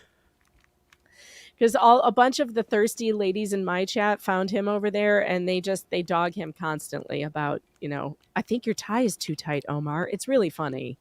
But he's really shy, and it's funny. It's really funny. All right, let's get back to my press inquiry. I got through all the super chats. Thank you very much. Why did it close? Why did it close? I was just reading it. Where did it go? That's annoying. All right, hold on. Now I have to search for it. There it is. All right. I'd laugh at you for boomerang, man, but some of my streams have gone insane lately. So Number 3, my press inquiry question to him was, Mr. Gingis has described people online discussing this case as being a cult. Can you comment? The cult, he says. I don't tweet or post. I am not a social media person. I do read some posts that are forwarded to me. Clearly, there is a community who are passionate about this case and who actively engage in research and fact-checking. This lay army of investigators appears to be very thorough and good at what they do. Provoking reporters and interested people by suggesting that they are in a cult only encourages their tenacity. that's true. That's a good answer, actually. That's a very good answer. It is. And also, it's a big shout out to you guys in the JFC crew. Big shout out. Greg Woodnick called you thorough and good at what you do. It's true. It's actually very true. They're really good. I mean, those Reddit researchers are the best. I mean, they're really good. We've gotten Dave Neal said it the other day on one of his shows. He said, we built the highway and you guys just jam-packed it full of information. That's really what happened. It's like we're just getting our stuff and reporting it from what you guys out there are finding. It's been a really a group effort. It's been amazing. And I can't tell you how grateful I am to all of you runners and researchers and the people who keep that Justice for Clayton page going and the Reddit page going and all the fighting you guys had to put up with keeping those things up. The Padlet timeline. Oh my gosh, getting that shut down and then getting it back up. Danny on Direct is here. I see you. Danny has been covering the Baldwin trial along with a bunch of other friends. I know Jeff is covering it. Larry is the DUI guy is covering it. DUI guy and Chandler are in the courtroom. It's really it's I might cover it. We'll see. We'll see. I don't know if I'm going to do I won't do live coverage because I can't. It's summertime. You guys know I have to entertain my kids during the day. So I'm going to be doing more either early morning or maybe more night streams when Tug's taking a night off. He also said in regards to the cult, I will also share that most people who have reached out to my office about this case are lawyers, medical professionals, and parents trying to use this as a teaching moment for their kids. Wow. That's interesting. And then number 4, I said Ron Owens, who appears to have significant health limitations, allegedly claimed Clayton engaged in anti-Semitic comments. Do you agree? And he said, Greg Woodnick replied, I am Jewish, as is Miss Ranney. I have never had even a fleeting thought that Clayton was anti-Semitic or bigoted. If Miss Owens identifies as a Jew, this is news to both Clayton and our office, as the messages surrounding her allegations indicate that she attends church, not a synagogue. Efforts to turn Clayton's cockroach comments into a retaliatory media story about anti-Semitism are eerily similar to prior allegations that Clayton was somehow racist for dancing to a song that contained the N-word. To be clear, there is no place in my life or practice for racism, anti-Semitism, or hateful rhetoric of any kind. Fortunately, this conversation is not relevant here because, like the malignant allegation of the SA complicity, these allegations are false. And then the last question I asked him was about the other victims coming forward, and he had no comment on that. And then he did say the real story here is the unlikely brotherhood of Miss Owens' victims. We ask that the media respect those who are not comfortable sharing what happened, as they will tell their stories when they are ready. This is a time for healing, and we hope the community commits to reducing acrimony and trusting the legal process. So that was the most I've heard from Greg Woodnick throughout this whole trial. And Actually, good answers too. You know, to be honest, I'm glad to see him say something about those accusations way back when, especially. You know, even if it's just a little bit, still, you know, him being able to actually speak out on that. You can imagine the shock of being accused of something horrific like that. Oh my God, it's horrible. It's unthinkable. Can you imagine getting that email from the judge you're in front of? But you know, and then having really, to call the FBI and be like, "Is there an investigation into me?" That should really highlight just how out in the weeds fucking Laura is, though. You know, when she's not just accusing multiple men. She went in and accused one of their attorneys of being in a ARP conspiracy. My God. Oh, it's unbelievable. Okay, now I asked my locals group to give me memes. meganfox.locals.com. And they have, for the first time, deeply disappointed me. There are no memes in there. But oh no. No, none. And I gave them the picture of Gingis with the short shorts. And nobody did anything with it. I can't believe it, except I shouldn't say nobody, because just now, Kris Jenner texted my phone with this hilarious meme that I have to show you. Hold on. Here it is. I asked for this. Here we go. Oh, my Lord. Remember when I asked for a movie poster of the European Vacation? I do. Oh, no. Look, and every face is his face. Look, it's all him. It's all little clinging to his Gingis. short shorts. And, Oh, sexy. And I like how he's got his wife's suitcase and he's wearing stuff that's in it. What is this? Is the hair? It says national. It should say David Gingris's European Vacation. But other than that, this is quite good. This is exactly the kind of thing I wanted. Look at the cruise ship, you guys. Look, she put the cruise ship in, and like, what is this? The Parthenon, or that's not the no, it's the Colosseum. It should have like and a little. It needs a little Eiffel courtroom in Tower. there too. You know, where he's telling the judge, "I'm going to be away." Why is there a dinosaur in it? What is the dinosaur for? Oh, it's so good. Is that Big Ben behind the Eiffel Tower? Yes. Yes. Eiffel Tower, Big Ben. Hey kids, look, Big Ben. The the Mediterranean cruise line. I love And how the some of those little David Gingras kids, they look horrified. The little boyish one there, he looks Wouldn't you horrified, like, be? "Oh God, I'm hiding. Why are you wearing mom's shorts?" Why are you wearing mom's shorts?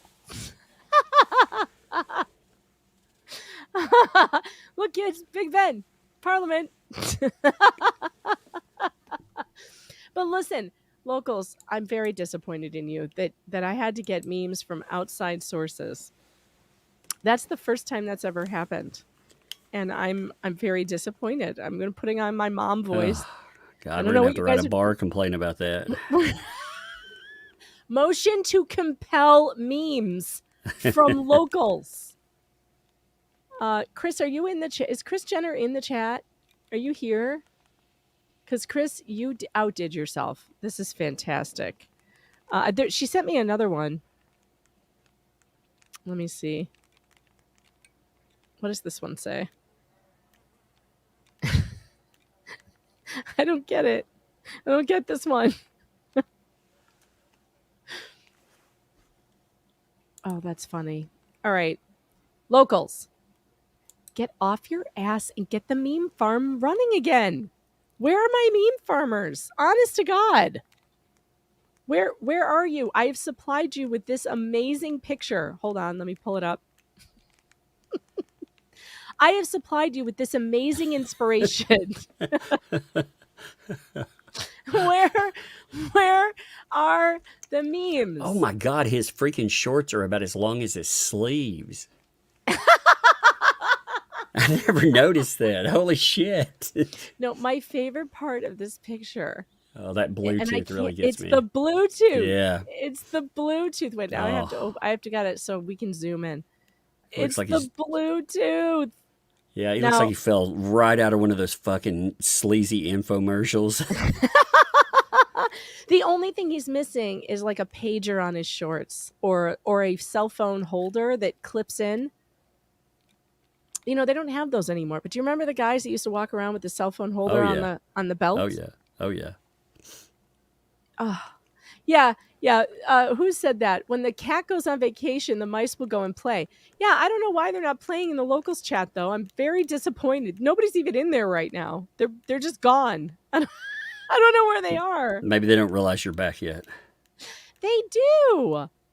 They know. I talk to them every day. If you're a member of meganfox.locals.com, you get to chat with me every day, all day long. Sometimes we do cooking streams. I haven't done one in a while.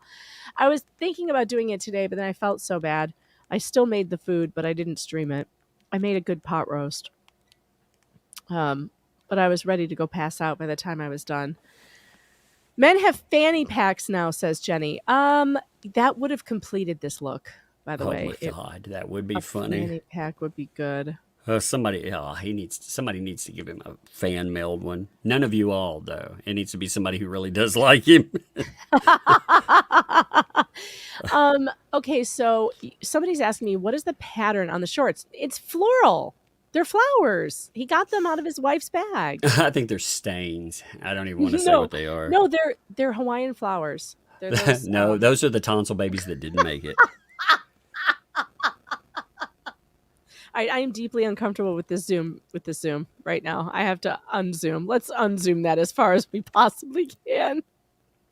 I'm deeply, deeply uncomfortable. In fact, let's get this off the screen. Oh, God. All right. What else am I missing? I don't think I'm missing anything else. What else were we supposed to do tonight, Tug? Did we have anything else? Not that I remember. But, I don't know. What's he doing? Should we check his Twitter? I didn't see anything there. Let me check real quick. I'll look. I can open my fake account. I've got it. Give me a second. I actually pulled him up earlier. So, he posted the the notice. So he did post that. Let's see if he's replying. Is he going to complain about it? He's probably going to complain about it. What did he post? What? Oh my god! wait. I gotta pull this up. This is great. I can't wait. Look Bring at this. So there's somebody commenting, and he said testosterone is absent on this pic. And then David underneath, for some reason, is like, "Why are you sexually interested in me? That's weird, bro. I'm straight, but I hope you find peace in whatever makes you happy." You're like, Oh Lord, he really does think he's funny. give me a second. I want to see what the hell was they're the picture? replying to. That's what I'm looking for. It just doesn't even. Wait, there was a link there. Bring that back up. There was a link. No, that's underneath it. That's something else. That's to something. Oh, it's to his pictures. Okay, the way it was stacked. Okay, so here I go. I was trying to. It was collapsed, so I was trying to see what that was to. So it's to He these really doesn't pictures like- right here. He doesn't like being mocked, by the way. Yeah, He so really he hates posted it. these, and somebody was like, "Testosterone is absent in these pics," and he's like, "Why are you sexually interested in me? That's weird, bro." It is? Is being gay weird? Is he homophobic? Is that a female? It looks like a female picture. It does. And also, is that a homophobic statement? Why would he call Yeah, that's true too. I mean, I'm just homosexuals like, hey, weird? Why is that yeah, weird? and I don't think we if have you're all like, been educated. It's not weird. Hashtag my homos, join the crew. And that's not a okay. dude. That's not a dude though. No. And they were That's a like, woman. "Hey, you're just low T in it." I mean, he could get a shot. Maybe that was health advice. You know? Do not take Damn, health Gabe. advice from strangers on Twitter, though, by the way. I don't know for David. It might be good. Oh, he posted something yesterday. Let's see. No, that's not about that. That's just about house costs. Exit sign says, please get the post boomers off the internet. Personally, I think some of the best tweets on the internet are by the boomers. Do you all know Mary? Do you know Mary? Does everybody know Mary? Because Mary is the best boomer on Twitter. McCrae, thanks for the 10. When it's time, Megan, look into BedJet for flashes. Not cheap, but it saved me. I bet we could fundraise. Is that giant fan? That thing creeps me out. The thing that you put the tube up your sheets and then it blows air under your sheets? Oh, I would hate that. I would hate that. I don't know. Maybe I won't hate it if I'm dying of heat, but it says it also has heat for the hubby. Well, he wouldn't need that. He's a cold sleeper. He likes cold. I don't know if I could sleep with a fan blowing on me all night, though. Boxing for Life, thanks for the 10. Odd request, but we want to hear Tug say Judge Duty. Judge Duty. Is that what you want? That was like your announcer voice. Yes. Suddenly, Sports Judge Tug Duty. came out. Yeah. Judge Duty is moving And down Judge the Duty field. is on the stand, yes. This up now. It's Judge Duty. Oh, he has her stand. Oh, I'll take your word for it. Sexy. Wendy Bono, thanks for the 5. The way LO was looking at DG in court, he'll be next to be baby daddy. I do wonder if he has been alone with her. He keeps saying he's never been alone with her, but nothing he says is true. Oh, Chris, thank you. You didn't need to send the super chat. I got it, but thank you so much for You'd the have to be really brave for that. European to be vacation alone with meme. her. Oh God, yeah. You'd have to be a dummy too. Yep. Like you're a dumbass. Steve called me a dumbass. Rhea Norman, thanks to the 2. Tube up your sheets. Phrasing. Where's my button? Where's my button? I've lost my phrasing button. Oh no. Phrasing. There it is. There it is. Okay. I'm fading. I think I need to go take NyQuil. What do you think? That was quite a bit of magic in that filing anyway. So There was a lot. And there's probably more there, and we'll just save it for Oh, yeah. other streams in the week. Tug, what do you got coming up? the same thing I do all the time. More live streams. You know, I thought about the Baldwin thing, but I don't know yet. It has to call to me, you know. I know. And like, as much as it is a celebrity trial, I can't dedicate that time during the summer to a trial. I just can't, unless it's I something have a problem huge. getting past Baldwin. Baldwin's a douchebag, man. He is straight up. I do feel like I can put aside my personal feelings about him, and I do want him to get a fair trial because I can for sure. I can very easily see it happening to someone I do like. And I'm not sure what I think about this yet. I'm still kind of struggling with the idea that you can prosecute an actor even if he's a producer when he's in the role of an actor and his gun person hands him a loaded gun. I don't know yet. I'll have to sit through the evidence, but I'm struggling with that a bit. It's going to depend for me on a couple of different things, which is one, did he have supervisory responsibilities or was he just a money guy? Because if he was just a money producer, which a lot of them are, and he had no, nothing to do with who was hired, who was fired, all of that, well, then I don't know if I think he's negligent.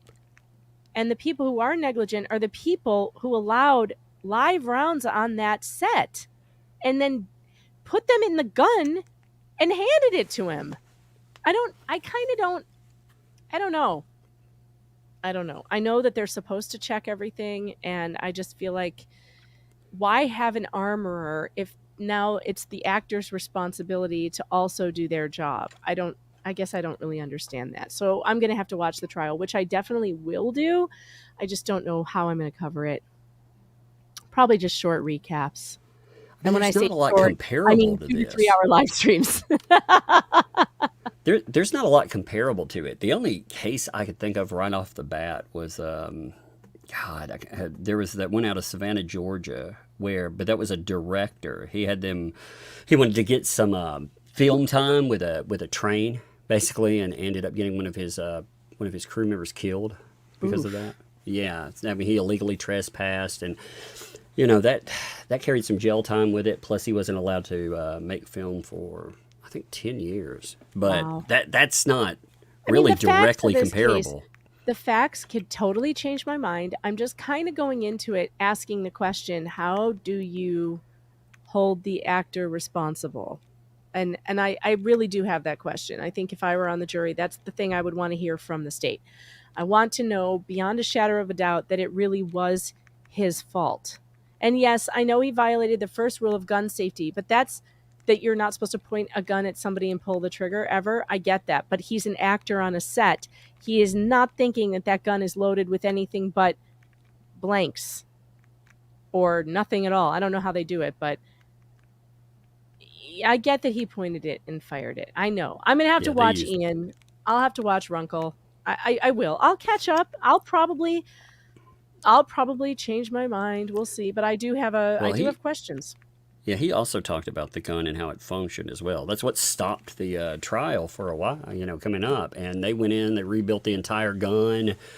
So it's going to be interesting to see exactly what they present. Well, I think the state destroyed the gun too. They destroyed it. They had to go in. They had to go in though and rebuild. They did all this. It's going to be, like I said, even it doesn't matter what I think about it either. What really matters is how it's presented. Because they present a compelling case, man. It's going to be, it's going to set, this looks like it could set precedent. Because I can't think of a lot of cases that really mirror this. No, I can't either. Maybe that needs to happen. Brandon Lee was killed by live rounds. Yep. Nobody that I know of was prosecuted for that. Yeah, usually, there have been deaths there have been a few deaths on movies, and nobody's ever been held responsible. And I'm not saying that that's how it should be either. When people die, I mean, if it were you and I just out here doing whatever the fuck, we would definitely be liable for it. So, yeah. I wonder if there are stats on this, like gun deaths on movie sets. Okay, according to an estimate by the Associated Press, there have been 43 fatalities on American film sets since 1990. With another 150 actors and crew members left with life-altering injuries as a result of accidents, often the result of botched stunts staged on location. But are they shooting injuries or just fatalities? Because that's different. I asked for gun fatalities. That's all types. 19... No, I want to know if they're gun-related, though. They're not. It's not telling me if they're gun-related. Let's ask the AI. How many were gun-related? Let's see if it knows.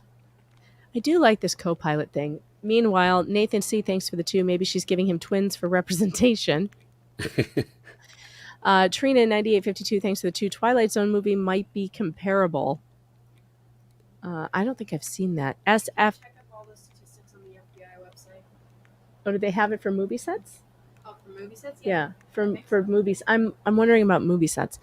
SF, thanks for the 5. Brandon Lee wasn't a live round. It was debris in the barrel. Really?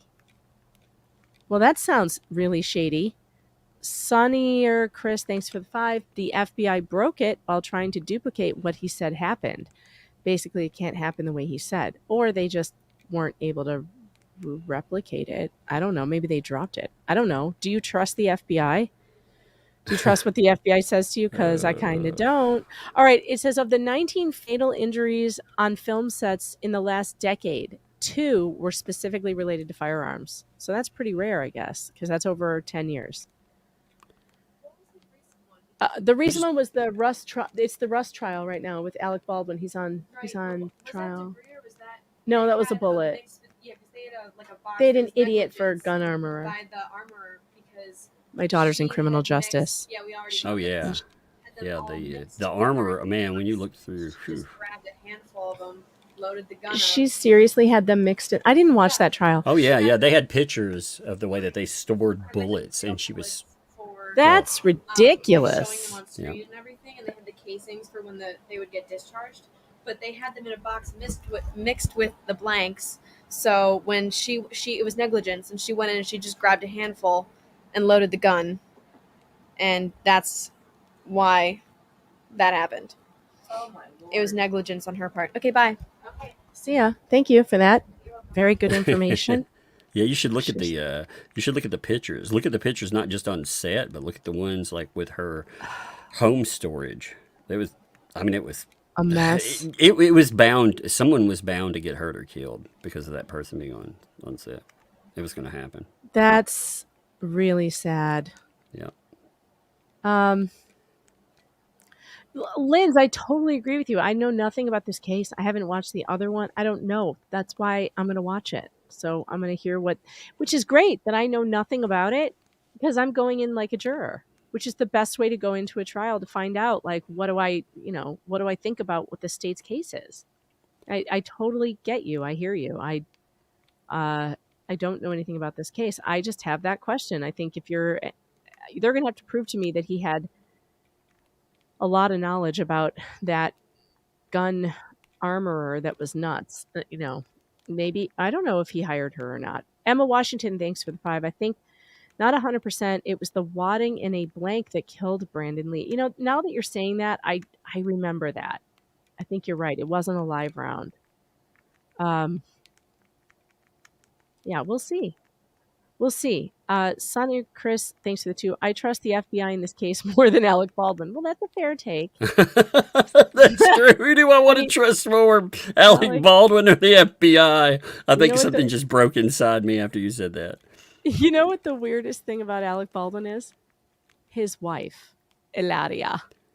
My name is Hilaria Baldwin. Hilaria, who's from Boston, but she speaks like she's a Spanish.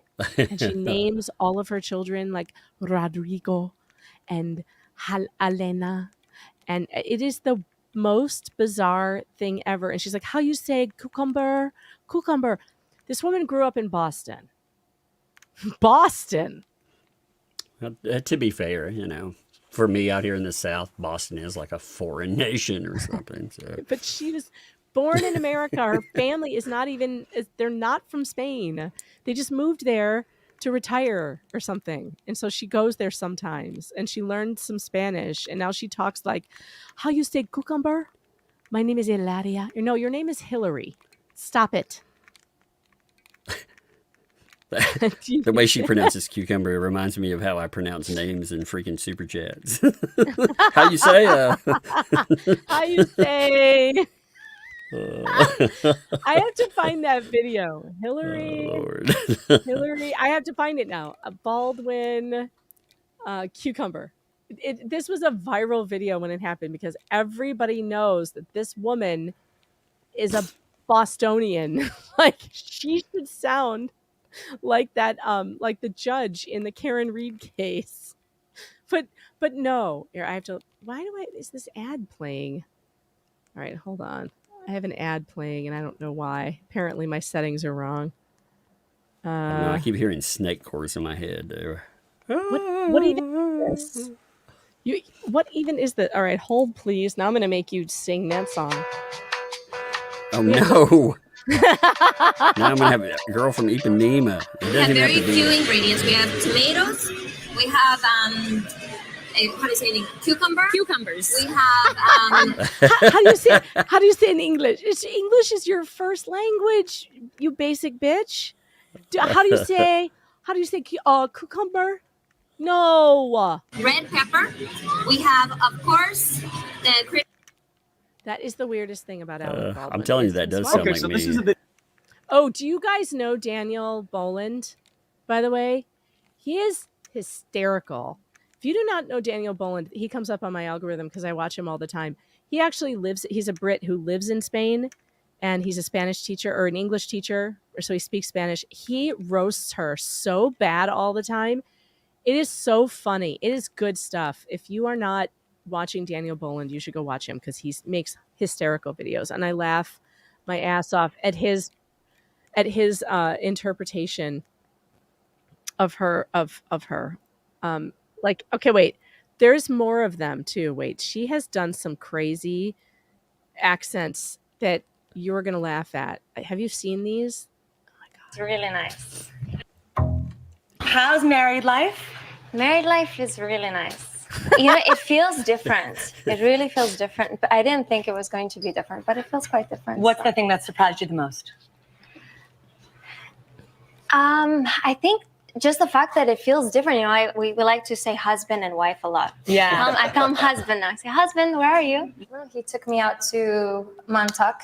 He said that was as close as he could get to Spain, to my family, and to Rome, because we really like Rome as well.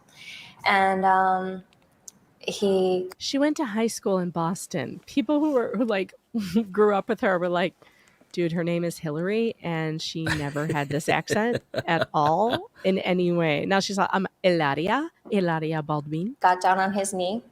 And then I don't remember He got down on his knee. the rest because I started crying. We have very few ingredients. We have tomatoes. We have how do you say it?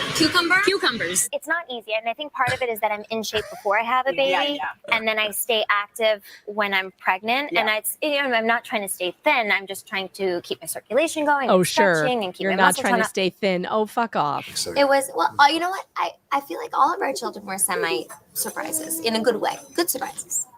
Like positive surprises. You know, I have 4 kids, but you have to be able to treat each one as if they were only child. So 2016, no accent. 2019, accent. Sometimes. So I have to have my individual time with each one of them. Why is she on like Good Morning America wearing lingerie? What is this that I'm seeing? Why not? I mean, What's happening? Yeah, maybe that's why you wake up so early. You say, I want my mommy time, huh? Now, when she says she's bilingual, they didn't speak Spanish in her home. Her parents moved to Spain. Her English-speaking parents moved to Spain, and they spend some time in a house there.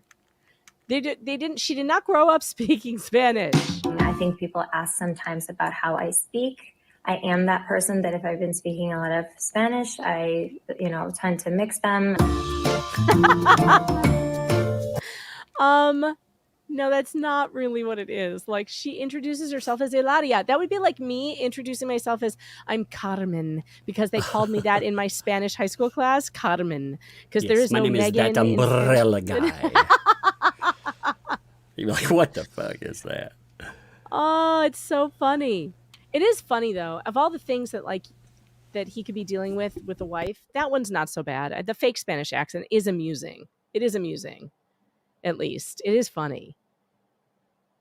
All right. Shoot, I've missed more super chats. Roy Lonziger, thanks for the membership. FBI broke the gun trying to get it to fire without pulling the trigger.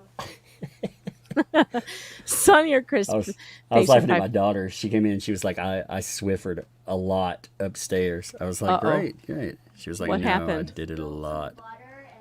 Uh-oh. She melted butter and apparently part of it ended up on the floor. Oh, no, that's going to be really greasy. I suggest Windex. Oh, I don't know what kind of floor you have, though. We got a buffer and stuff. We got a Swiffer and a buffer. So You're going to need some grease cutting Dawn for that, probably. she was just like, I'm like, man, it's gonna be great. I'm gonna go up there and it's gonna be slick like a roller, still like a roller freaking rink. Do in not there. wear socks. Do not wear socks.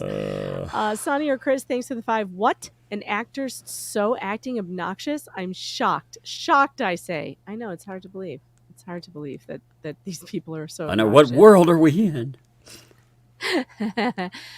All right. It's hilarious. Yes, it's hilarious. Hilarious. Hilarious. Oh, my Lord.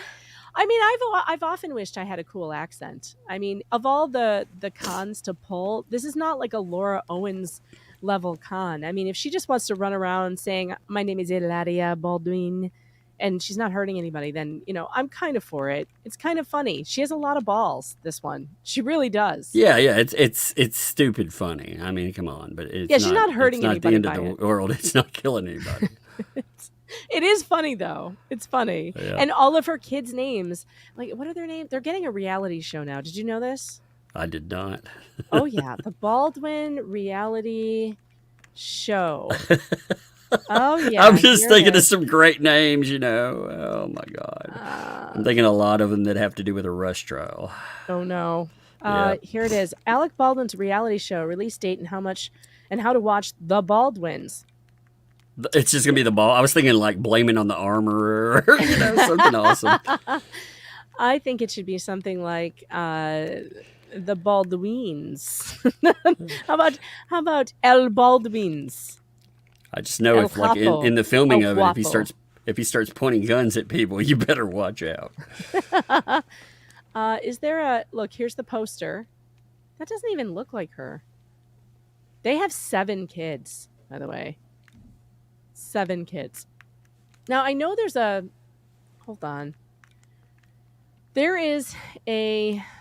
I think they started working on a trailer for it. Let me see if I can find it because it's kind of funny. I mean, this guy. How old is Alec Baldwin? Isn't he in his 70s? I don't know. He's got to be. Let me look him up. I'll look real quick. All right, let's see. Let's see. Here it is. Okay. Baldwin age. All right, here we go. 66. Oh, 66. Okay, he's a little younger than I thought he was. Get ready for a front row seat at Alec Baldwin. Oh, don't copyright strike me, Inside Edition. I don't want to hear them talk. What else? The Baldwins. We're inviting you into our home to experience the ups and downs, the good, the bad, the wild, and the crazy. Home is the place we love to be most. I hope to God she uses the Spanish accent all the time. I hope he has going- cool catchphrases like, "Kid, you just dodged a bullet." Oh no! Oh no! His wife Hilaria and their 7 Ilaria. kids. See, they even call her And their Ilaria. 7 kids. They're all Not there. Hillary. The embattled actor with his wife Hilaria and Ilaria. their 7 kids.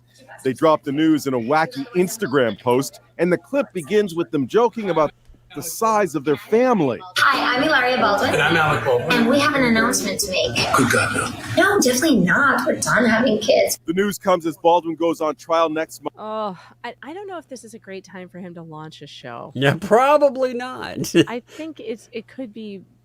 I don't know if they were doing this to like damage control or what, but I don't know. It could backfire. Maybe it'll be good.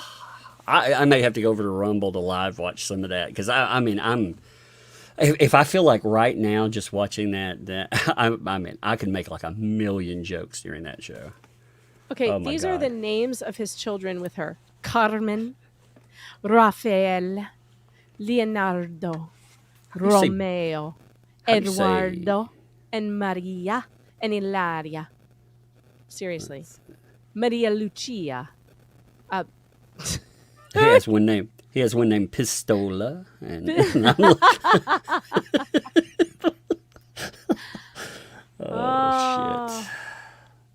Oh my God. Anand Yeah, I'm says, telling you. Anand 420 says, stand behind the Baldwins. If you know, you know. Yeah. You definitely don't stand in front or with them, you know. Oh, God. Sonny R. Chris, thanks for the 5. Oh, I already got that one. Thank you again for it. You got double mention. Rhea Norman, thanks for the 2. Bang, bang. It's the Baldwins. Exactly. Oh, my God. He's like, oh, he's so funny. He's just shooting from the hip. I mean, you could do this all day, man. I'm kind of looking forward to it. I really want to watch that show now. TLC is desperate, says Zoe, for another reality TV family dumpster fire to exploit. Yeah. Yep. Yeah, but I mean, why do you have a trial going on? I will never understand putting your children's faces online. I want to show you guys my children because they're so beautiful. I always want to show you them because I'm so proud of them and they're so pretty. And you would all love to see how pretty they are. But I can't do it. I cannot.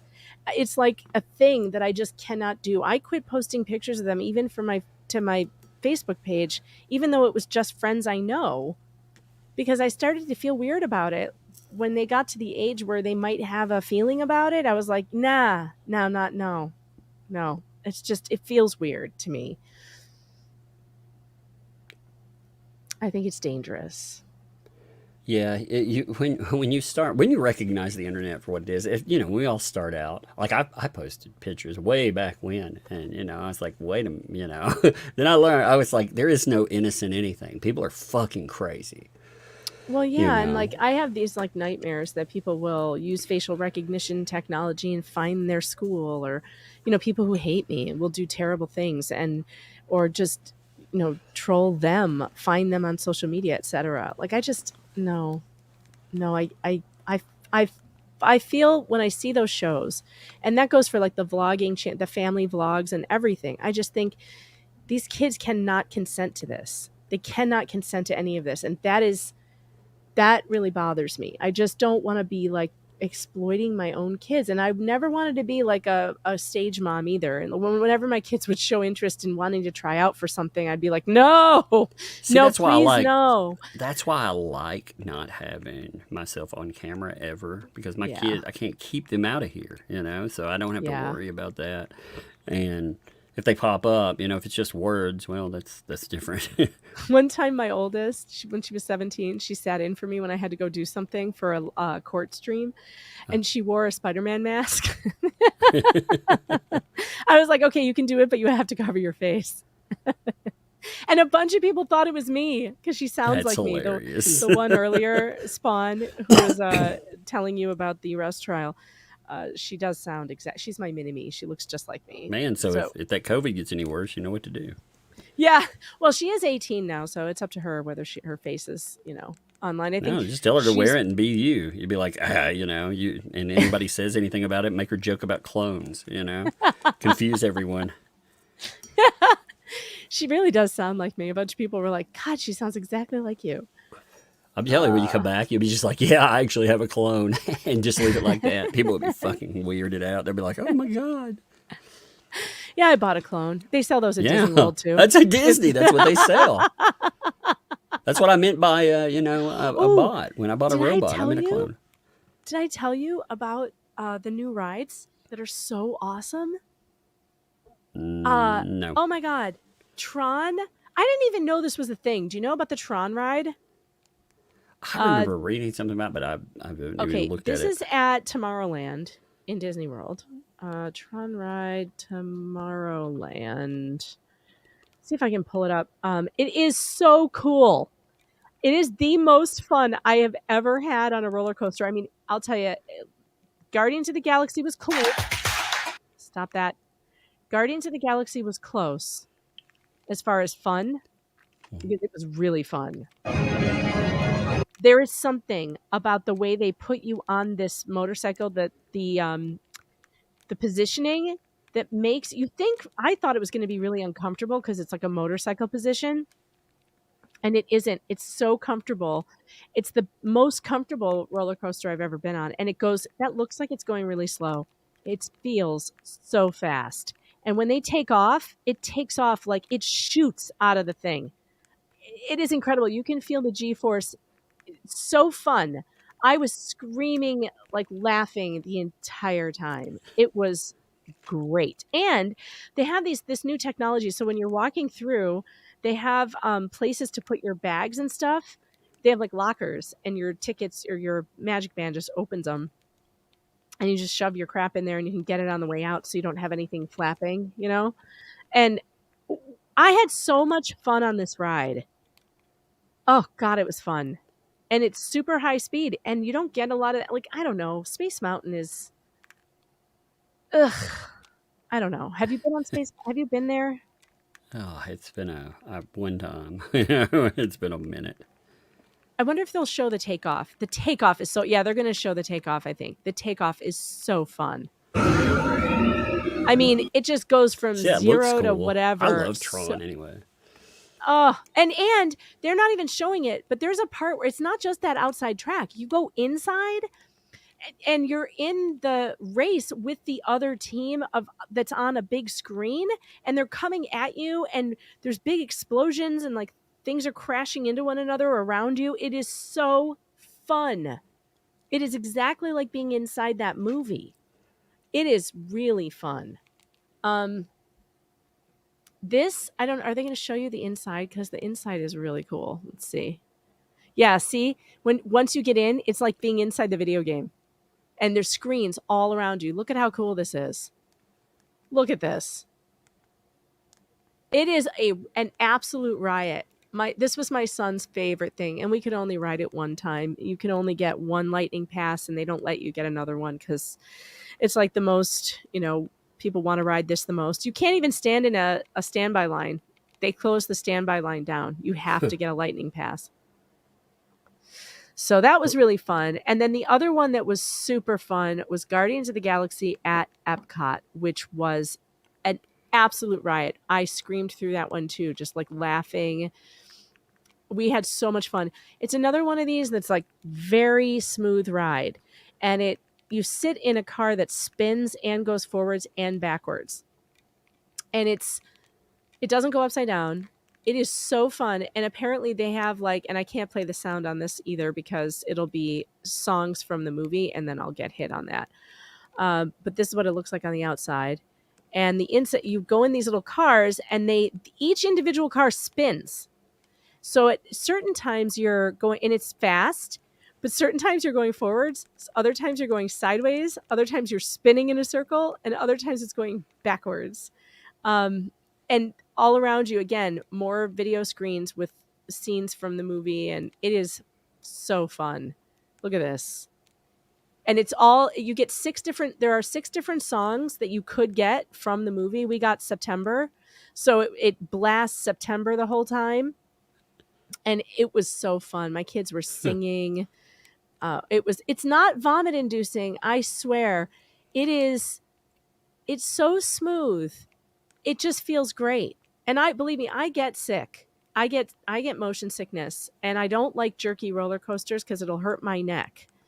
This is not one of those rides. This is smooth and like new technology. It feels amazing. You go backwards. When you first take off, you go backwards, and it is so fun.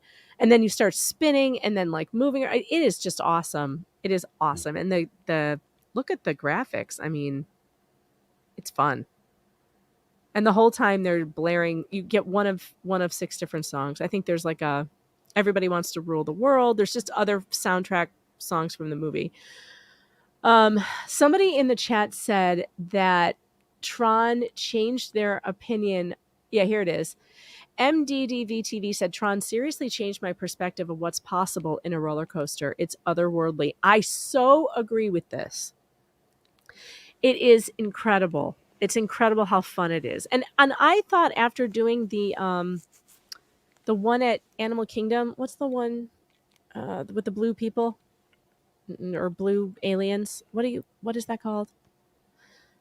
Why can't I think of it? I hope you're not asking me. I'm like, Pandora. Oh, what is it called? Avatar thing? Avatar ride, Disney World, Animal Kingdom. This thing is awesome too. We did this one first before we did Tron and Guardians, and it was I thought I wasn't going to like anything else better than this because it was so incredible. You get on these things that breathe. Like you're supposed to be on one of those animals in the movie that flies, the dragon things, the banshees.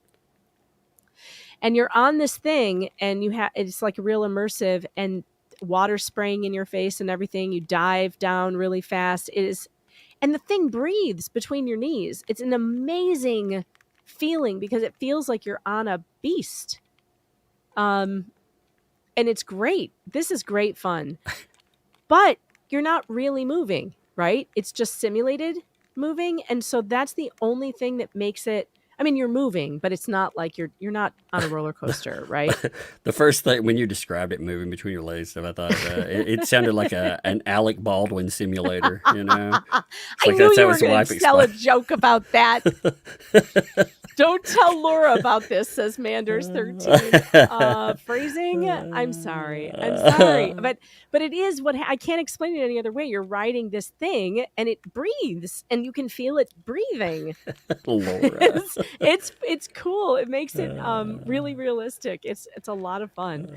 She And so sues them. She's like, it got me pregnant. You're like, what the fuck? Well, there is a lot of splashing in this one too. Oh There's, no, oh no! But is there dribbling? That's what I'm wondering. there was no dribbling, but I did love this ride. I loved it. It was so fun. And then when you go into this area where they've got all the stuff that glows, it looks blurry because this is a 3D or whatever. Yeah. But you sit there for a little while, and then all these glowing things come down around you. It's quite the experience. It's totally immersive, so incredible. But even this was not as cool as Tron. I'm telling you, the actual speed that you get on Tron is unlike anything I've ever done. Well, except at Universal, when we went there, I did that Velociraptor ride. Oh my God. You got to be crazy to go on that. It went so fast, I thought I was losing consciousness. Seriously, I thought I was going to lose consciousness when I came. It ripped the ponytail out of my hair. I had my hair up in like a bun, and the thing came. My rubber band actually came out. And when we pulled into the station after it, the guy waiting to get on my roller coaster took a look at my face and started laughing hysterically. And I looked at him and I just went, yeah, you just wait. You just wait. This is the nuttiest ride. It is so fast. I'm not sure I would go on it again. That's just the best description ever. Like, you know, to give you an idea of it, the guy who was waiting, he just laughed at me when he saw my face. He pointed right at my face. And he was like, oh, it just started laughing. And I was like, oh, it's your turn, buddy. It's your turn. Don't laugh. This thing, it goes upside down so many times. The one cool thing before I almost passed out that I noticed was that you do a couple of loops over open water. And that is fun. But it's moving so fast that the G-force, you can't control your neck very well. And so if you don't push your head into the back of the seat really hard, you're going to end up with your neck over to the side, and then you can't get it back up on the thing. And that's what happened to me. And I'm like, oh no, my neck, I have bad neck problems. And I was so worried that it was going to, and just when you think it's over, it starts again.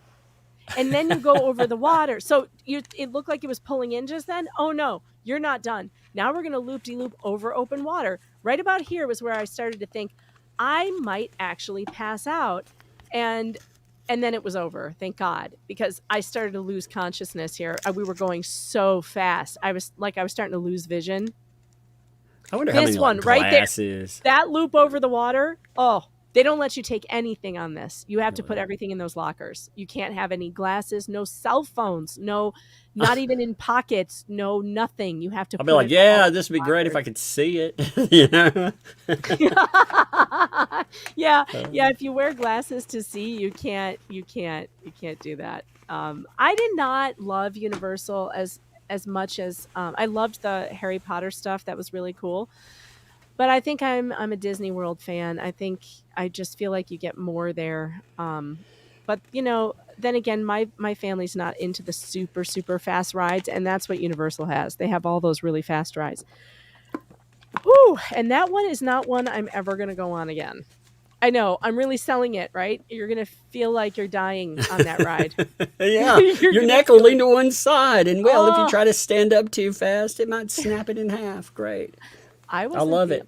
I wasn't the only one who started to feel like I was going to pass out. My daughter next to me, she was like, she starts singing in the middle of it. She started singing. Oh, what was she singing? What did Snake she sing? chorus. It wasn't Copacabana. It was something else. Oh, I Will Survive. She started singing I Will Survive by Gloria Gaynor. That's right. She started singing If You Like Pina Coladas. And she was singing it at the top of her lungs next to me. And I'm like, why is she singing? And we get done. And I said, I almost passed out. She goes, yeah, I did too. That's why I started singing. I said, what were you doing? You were keeping yourself awake? She goes, yes, I was terrified. And I figured if I started singing Pina Coladas, I would stop being scared. Y'all should have done group snake chorus. That's what I'm saying. Yeah, group snake. We should have sung all the best. That's what we should have sung. We should have started doing this one. And yeah, they need to put that on a sign, Andrea, at the Velasa coaster. They need to put a sign that says warning, you may lose consciousness. Serious G-force. It felt like astronaut training. You know where they put you in the thing and they spin you around? It felt like how I think that probably feels. I wouldn't know. I've never been in one. Fletcher Boy, thanks for the 2, says, I'm proudly banned from Reddit. Oh, I've been banned a lot of times. I've been banned from a lot of places in Reddit myself. Welcome to the club. Hell, I mean, I'm not even posting or anything. One time in one live chat, I brought up just a screenshot of my account. And I wouldn't think anything about it. It hadn't done anything. I went back and I was banned from 9 or 10 threads the next time I went back. Well, I don't know. I feel like I may have gotten like a partial stroke or something happening here with the fever and the roller coaster memories, because McCrae has pointed out rightly that Megan with COVID outlasted her. I'm going to my bed, Jet. LOL. It's funny. Emma Washington, thanks for the 5. No, nope, nuh-uh. I went on a roller coaster as a teen and never again. Well, I have a rule that I'll only go on the new ones with new technology because I know they'll be smooth. I did not think Velasa Coaster was going to be that fast. There was nothing to indicate. There were old people in that line.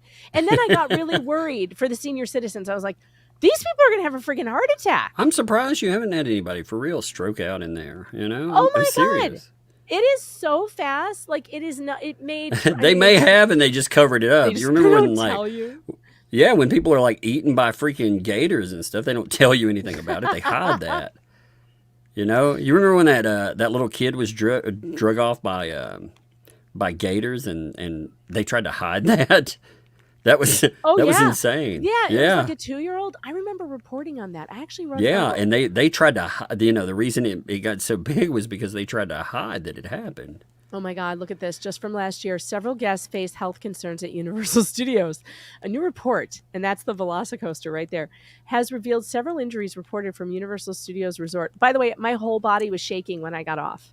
My whole body, my legs were shaking, my arms were shaking, my daughter was shaking. We were both shaky and dizzy. We were holding on to each other to walk off of the thing. And we were laughing, but also at the same time, it felt really weird. Yeah, that sounds great. Want to experience real life PTSD without the trauma? Well, they should just call it. They should drop the freaking Jurassic Park part. Alligators eating kids isn't Disney magic. The holographic sweater. I don't know. I mean, part of magic is making things disappear. Lord. Orlando, Florida is perhaps one of the best places to go if you're a fan of theme parks. Yeah. All right, can we get to the accidents? A new report details the first round of injuries for the first quarter of 2023.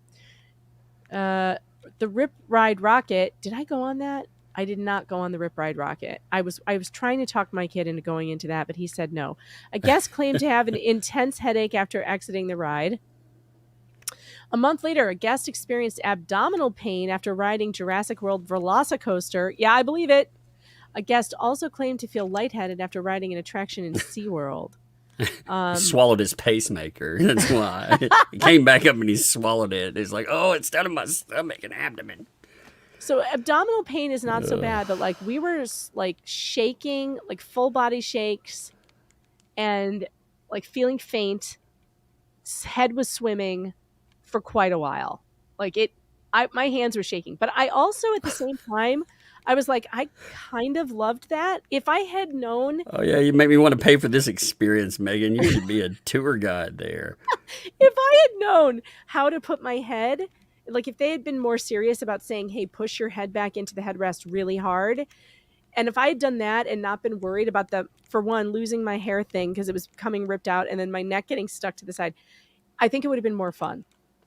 You think if you didn't have to worry about those things?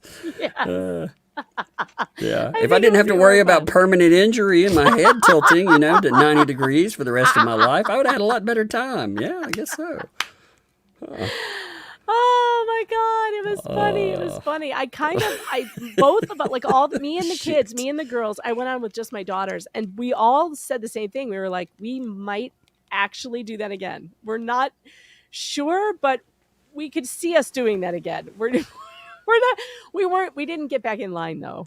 How long did it take to get out through a line like the Tron thing? How long did it take? Well, it didn't take long at all because you have to buy a lightning pass. Oh, the lightning pass, right. You have to. And so it's less than 20 What's that minutes. cost? Oh my God, $150 a day per park.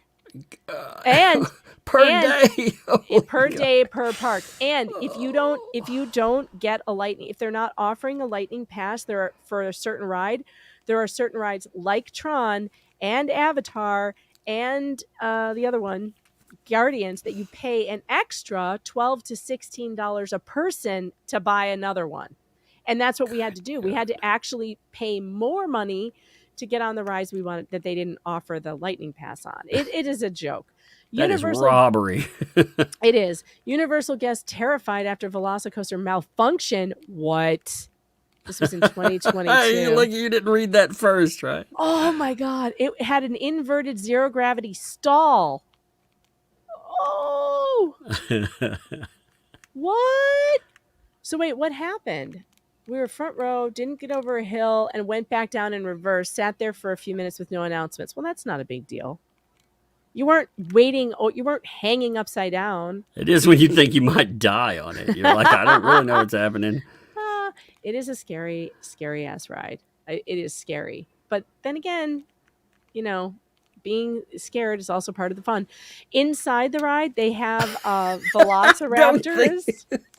They have velociraptors that are animatronic, and they're in cages, and they have their heads in those muzzle things, and they're moving and blinking and stuff. I just like the being terrified you're going to die. That's part of the experience. Shit. Oh, it'd be a lot of fun at the fair, I'm telling you out here, Norma F, thanks to the 2. Kevin Albert suspended from his job. What? Really? Hold on. Who's Wait, I know a Brian Albert, but I don't know Kevin Albert. Which one is Kevin? Is he one of the McAlberts? Oh, yeah. Okay, hold on. Hold, please. What is this? Detective Kevin Albert of Canton, Massachusetts police is suspended with pay. Well, wait a minute. I thought that was Trooper Proctor. Oh, he's the one that was with Trooper Proctor and who left his badge, and he left his gun and his badge or something after they were drinking and driving in their cop cars. Yeah, I mean, what a bunch of fuck-ups here. The worst part of this is think about all the other cases these people are involved in. Yeah, I know. I learned from the Karen Reed trial that Boston cops drink and drive in their cop cars and they get away with it. That's what I learned from this trial. I told you that, man. I used to know a lot of cops back in the day. My biological father is a police officer, or was. And it was an eye-opening experience. Yeah, it was very eye-opening to see what some of these police officers got up to. It's awful. It's awful. And I'm glad that they're doing something about it. The suspension without pay, though, is just for during the investigation, the internal affairs thing. But if these guys keep their badges after this terrible behavior, there's just nothing that Massachusetts is going to be able to do about their terrible reputation now. It depends on the public noise because, you know, they can keep that investigation going a while, you know? I mean, really, when you look at that, you know, they're going to wait till suspend people them for a aren't while. paying attention. Yeah. And then they make a decision, and a lot of times it's just a slap on the wrist. So guess who just asked me for Gingis's I'm a big girl now post or motion. I'm a real that? judge now. Ian Runkle. I'm going through that I entire can't document, I think, maybe wait. tomorrow, because I want I to see it all. can't wait for him to read this. Yeah, he's gonna have it. Oh my God! So many people need to look at this because I know. this is also. They also need to understand. You know, people take lawyers at face value when they say they represent things like free speech. This guy is out here commingling with a lot of big time free speech lawyers, and you see what he really represents. Yeah, and I was actually I'm surprised that more lawyers haven't been interested in this case. Ian did read the motion to compel lunch, and and his video on it was absolutely hilarious. But I mean, I know he's covering other cases. And Yeah, he's it's all the super other busy. cases that come up. You know, there's a lot of big ones, and to be, you know, a lot of people are. It's small. It's meaningful, but it's small compared to, you know, like an Ian will cover something that, you know, that's not gonna pull the huge crowd, but it's important. But a lot of people will not do that. Just to be honest, let's be real. Yeah, and you know, it's this one, oh God, this is so funny. He won't care if I read this to you. He said, I feel a need to mock. Yeah. I like Oh, Ian. yay. I'm getting it for him right now. Ian was the first person to put old Chris Boozy on blast when he came after me. And He's I was such a like, good I dude. appreciate the shit out of it. That guy had been coming after me for 2 years before people took notice. Ian is such a 2 good dude. He's years. such a And nice he did it. person. Yeah. And he also he's just really smart, and I just really like hearing his opinions on He's things. funny. I like his sarcasm. It's just he's got his type of humor. It's funny. Like he's the nicest guy, but he can be scathing, but his typical sarcasm level is just hilarious. Oh, I just think he's hilarious. He's great. He's great. So I'm so excited that he's going to be reading this. This is terrific. I'm also going to send him that article on the Second Circuit ruling. Relates to his argument. Let me send this email real quick. See this article that I think relates to his argument against the judge Googling things. I think this makes it moot. Would like your thoughts. Oh God, yeah. I mean, you should tell him about the Planned Parenthood thing on the stand and all. I mean, just give him a little synopsis of Oh that. yeah, I probably should. Things to know you've missed. Well, what should we tell him? Well, okay. She perjured herself. Yeah, she missed. I'm going to send him the judge's order too. I'm just going to tell him read the order because it's all in the order. Yeah. Must read. And if he wants to know any more judge's about it, order tell him he should come on first. the live stream. We Also talk about attached. like put together some stuff and come on live stream. Yeah. Have some fun. It'll be a good one to laugh at. We have so much fun with this, seriously. All right, I'm going to attach the order too because he's got to read the order. I can't believe I don't think he's 1,000 read the people order. I can't believe 1,000 people sit through us talking about roller Velocicoasters. coaster rides, permanent How I almost died. injuries. How I almost died at Universal. Oh, that's hilarious. Allegedly, Love it. don't sue me, Universal. I didn't almost actually. I felt like I was going to die. No, you can talk about your experience there. I'm going to say when your neck does a crane kick, I'm going to say that's I wish you're I like could I show could you- have starred in Karate Kid Part 5. Why? Because my neck did the crane kick. Yeah. I was so worried I was going to be hurt because my neck was going to be aggravated, but I got lucky and it didn't aggravate my neck. So I'm very grateful for that. Oh God, I gotta. What did I do with the order? I don't know what I did with Judge Mata's order. This is bad news. I have too many places to put things. I don't know. Sometimes I hate Megan because everything you say, I hear snake chorus behind it when you do something wrong. Ah, exactly. Everything. Was it May? It wasn't May. It would have been June 17th was when her order came out. Yeah? Yeah, 17th. So let me I forgot to tell you, I put that as your ringtone on my phone. No, you didn't. Yeah, oh my yeah. God. You've got Yeah. I wish I knew how to do that. I don't know how to make cool ringtones. Just nab a piece of audio and throw it in there. Brad. I can't find the order. I'm gonna have to go and look for this so I can send it to Ian. Yeah, I know. I also don't know where Ian's going to find the time, but he asked me for it, and whenever he asks me for things, I send him, and usually he follows through. So, stay tuned. Oh, Brad's in the chat. Brad, He's like, what the what now? I need you to fix me I need a ringtone. Tug's got Snake Chorus on ringtone. I don't know how to do any of that. I know you made one for the All the Best, but I didn't download it in time, and I wouldn't even know what to do with Download it. your own ringtone in time. I didn't even. I don't even know what to do with it if I did download it, because how do I get it from my computer onto my phone? Like I don't even. No. I have a PC and an Apple phone. Brad, fix me. You've been You just texting me. email it to yourself and Brad's been download it out of your email. My You know? my bedtime thing must be on. Oh my God. Wait a minute. What is this? That's hilarious. Brad, am I allowed to talk about this? That you're texting me? No wonder Brad will ask me some things and I'll be like, yeah, I think I know how to do that, Brad. I think that's like basic shit from the computer. Now I understand why. Because of Megan. Thank you, Megan. So Brad, you don't know if I can talk about this or not. I don't even know who this is from, though. Brad is sending me some spicy tea, and I don't know if I can talk about it. So I'm gonna have to wait. No, that's we're gonna have to wait tease. so I can verify it. I know. I'm sorry, but I don't know if we can talk about it.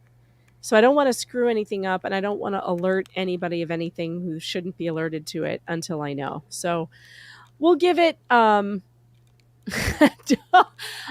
Dunnington, I am never going to, now I'm not going to be able to sing this song without singing it like that, and my poor daughter's going to hear it.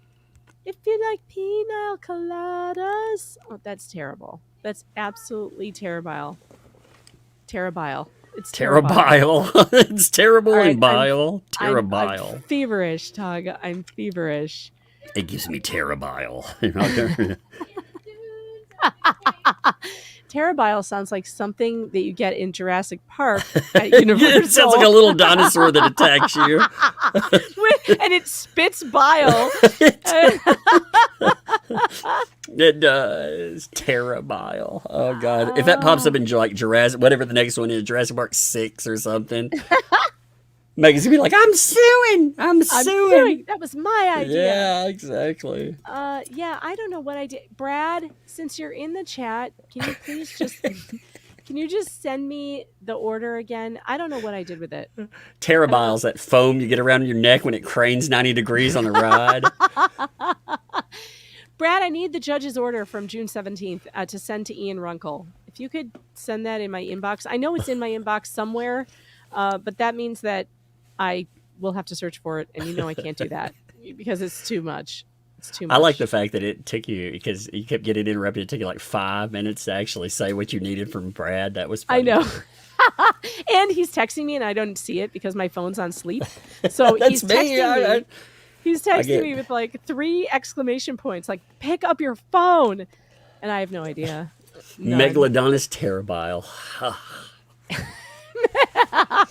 That's a good one.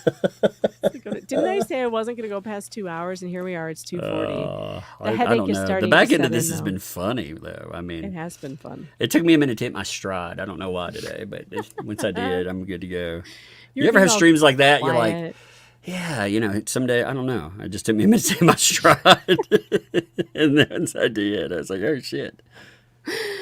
Oh, God. I think I was in shock a little while, because I had seen that clip of what we were actually going to discuss out of her lawyer saying, yeah, I think she's mentally ill. Oh, my God. Isn't that unbelievable?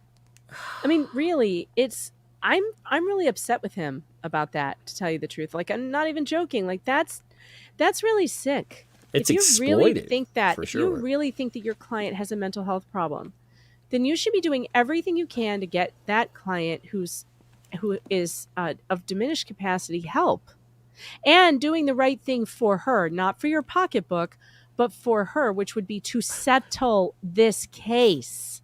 Settle the case, because he's the reason why she got referred for prosecution. I'm so disappointed in humanity. In his, does he have any humanity? Like, all right, Brad says he sent it. Brad, I don't see it. Why is it not there? All right, I don't know. Maybe it didn't come through yet. It will. I trust you, Brad. Brad always does what he says he's going to do. It'll be there. It's just taking a while to come through. Probably because it's 19 pages of excellence. Oh, that'll be another fun joke to play on you. I'll be like, I sent something to you, Megan. It's not in my email. What are you doing, Tug? I'll be like, oh, no, it's really there. I sent it again. What's going on? I'm very easy to prank. Oh, that would be fun. I'm like Mary Lincoln's. I'm a step away from Mary Lincoln's. It is a big file. Okay, Brad says calm down. It's a big file. Yeah, that's what they all say. Phrasing? That's what she said. All right, that's going to come through. I'm going to send all of those things to Ian Runkle, and then we're going to wait for him to do that, because that's going to be fun. I'm out of here. I'm tired, and we don't have any more super chats. I got through all. No, I didn't. Wait, there's one more. Catherine Blankenship. Thanks for the 2. Tug's laugh is contagious. Yes, it is. It always makes me giggle. Always. Oh, yeah. I get laughing on our streams. Good Lord. Brad says I need to start charging Woodnick's hourly for the crap I put For up with. real. Oh my God, it's so true. Yeah. Do you know what I sent him a picture of today? I get on my computer and this on my voice mod thing pops up and it says, you need to do an update right now. And it has like red, like glowing things on it. And of course I don't trust anything. So I take a picture of it and I send it to Brad. I'm like, do we trust this? He was like, yes, just download it. I'm like, okay, I don't know what to do. I don't want to touch things if I'm not supposed to touch. This is basically Brad's that's computer. better than the people that, hit anything and you end up with a fake tech support call. I know. They're like, sure, pay us in Bitcoin. You find Megan wandering around 7-Eleven trying to pay some scammer. Oh my God, it's so funny. I'm always like, Brad, the computer's acting weird. It's basically Brad's computer and I just use it. And then I call Brad to help. Oh, you sent me the ringtones. Oh, okay. Did you send me the order too? Or the ringtones was the big file? Oh, those are big files. But again, Brad, I don't know what I'm doing with the ringtones. I have no idea what to do now that they're on the computer. Do you have the order from June though? Because that's the thing that I need. If you download them into your phone, you just go to your sound. You go to your notifications and put them in. You have sound files. Just look at your notifications. Just download it into your phone. Go to notifications. And okay. You'll see all what right. Or you look it up on your... I will try. You look it up on the Google. On the Google via the internets. You're like, but Brad is the Google. Brad is my Google. Brad. Oh, Brad. You're the best. All right. I'm out of here. What are we going to leave you with tonight? We haven't played a song in a while, and I feel like we should play a song. And I feel like, oh, Brad's popping in. Are you popping in to yell at me? I am coming in to yell at you. I'm breaking your Tuesdays are my date night with Tug rule. What are you yelling at me about now? Well, because general computer information. I'm trying to send this stupid ruling, and it says sending, and it's got the spinny wheel, and it just keeps going and going. It's very strange. I wonder if Proton Mail is having a problem. Because I removed it and then sent the ringtones just to test it, and then now it's well, the ringtones work. I don't know. I can't answer that question because it is a technical question, Brad. That's your purview. I noticed now you started getting a little sick. You hadn't been in a while, but now you're like... There, sent. No It did. voice. It sent. Okay, good. I have no voice. I'm losing my voice. It's very, very bad. Brad. Yes, it's funny. It's magic. I just scream Brad, and he appears. It's amazing. Brad really is the best, and you all should go and subscribe to this channel. He's the best. He's the best. And you should all go subscribe to his channel because he's funny and he knows things, and he does. What is it called? Oh, it came. It's here. It's here. That's what is it called? I think if he's doing tech support for you, it's called a miracle. Yeah. No kidding. No, we did the dramatic reading last night, and Yep, the dramatic reading. Uploaded my first short from that. I will say that I think you could have given. I would have made you do 2 takes of that. I would have made you do another take. It was not straight. It wasn't dramatic enough for the daddy line. I was like, oh, take 2, Brad. Take 2. Oh, because that's what you did with the Foxton Daily. I did. You know, I was like, more drama, Brad. More. You gotta give me more. I think that you could have here. I'm gonna make you do it right now. Hold on. Ready? I gotta pull it up first. I know we have to pull it up. I have it. I took a screenshot of it. So here. Let's see who can get it up on the screen first. Phrasing? Phrasing for real. I think I'm gonna win. I win. All right, here it is, right here. I want to hear the "Look at me, Daddy" line, and I want you to put way more obnoxious energy into it. And scene. Look at me, Daddy. I'm a real judge now. Just watch me destroy a young woman's life because the other party was on The Bachelor. Hee hee. Very good. That was good. Yes. It was very good. Yep. It was very Well, good. It was so good. It was so good. It gave Megan the clap. The problem is this thing is 36 pages. I'm just reading, and he's like his Rule 26 stuff. He just goes on, and it's like I've read this exact same line like 15 times in this document. Like I don't even have to look at the words. I'm just reciting it from memory at this point. Andrew Ellerby says, and if you say his name 3 times, he will either kill you or perform a musical. Oh my goodness. I told you it's like the Bell Witch down here. Oh, you know. I don't know if y'all have anything like that. You know, here in Tennessee, we have the Bell Witch, and you know, you're supposed to, like, if you say her name 3 times in the mirror, she's supposed to do something. Appears. No, she does the Bloody Mary. Candyman thing. Yeah, Bloody Mary. What's funny is they have the Bell Witch, the old house, and they'll take you on tour. You know, they'll be like, listen, you can hear voices from the past. And actually, they have 2 tours. They take people under. There's like a cave underneath, and you know, when people talk underneath, you can hear them through the house.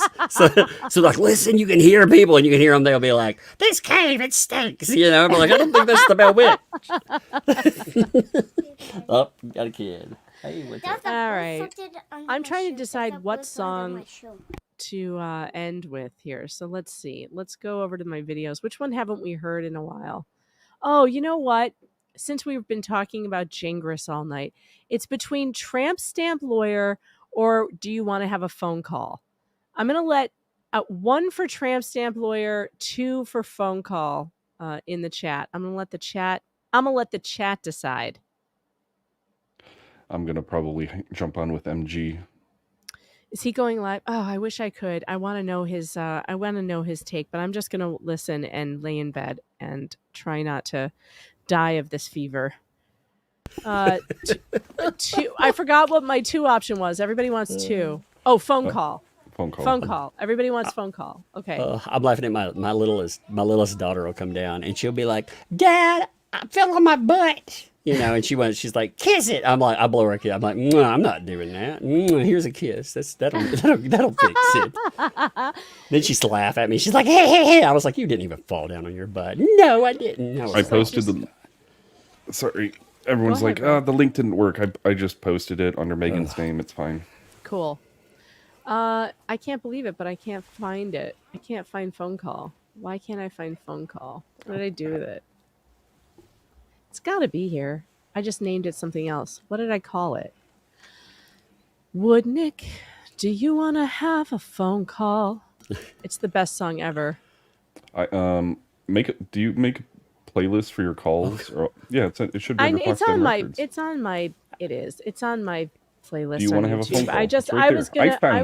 I know. I was gonna upload I was gonna do the video share, but I can't find the original. So now I have to go to my channel and just go to the playlist and find it there. And after the trial, I wonder after the trial if you can do like a remix. It'll be like Gingis, do you want to have a baby? And she might put in a bar complaint just for the fact that he said that she had a mental illness. Well, somebody oughta put in a bar complaint for that. I mean, geez, it's a real problem. Like whatever the hell is going on here, it's a real problem. And all right, later, guys, we're gonna leave you with this amazing song that I wrote with one of you. It was a collaboration. See ya. Good night, guys. Thanks for being here, Tug, Brad. Love you both. Yep. Later. Woodnick, do you wanna have a phone call? Come on and call me. I never hear from you anymore. Come on the line, it's like you're ignoring me. We need to talk off the record, and now we're not. I wish you would tell me why. Do you wanna have a phone call? It doesn't have to be a phone call. Go away, Gingis. Okay, bye. Do you wanna have a phone call? Or go out to lunch in the garden? I think a phone call is overdue. I've started talking to the blog on the internet. Hang in there, Laura Owens. It gets a little messy, all this fake evidence.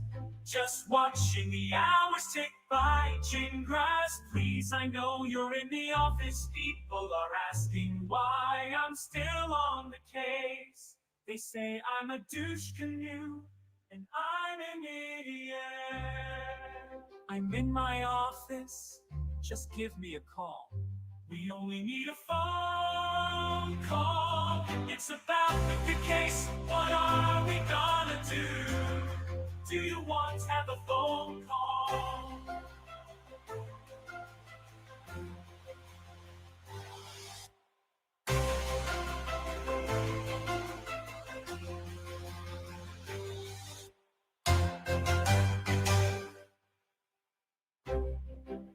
Do you want to have a phone call?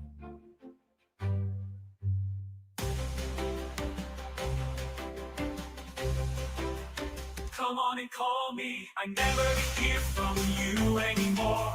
Come on the line, it's like you're ignoring me. We need to talk off the record, and now we're not. I wish you would tell me why. Do you want to have a phone call? It doesn't have to be a phone call. Go away, Gingis. Okay, bye. But don't forget, I could have you arrested with the cops. Don't avoid me like some kind of snob. You'll regret it if you do. Don't say I ever threatened you. Do you want to have a phone call? Say you'll talk to me. I'm really just a lonely guy, and I need to make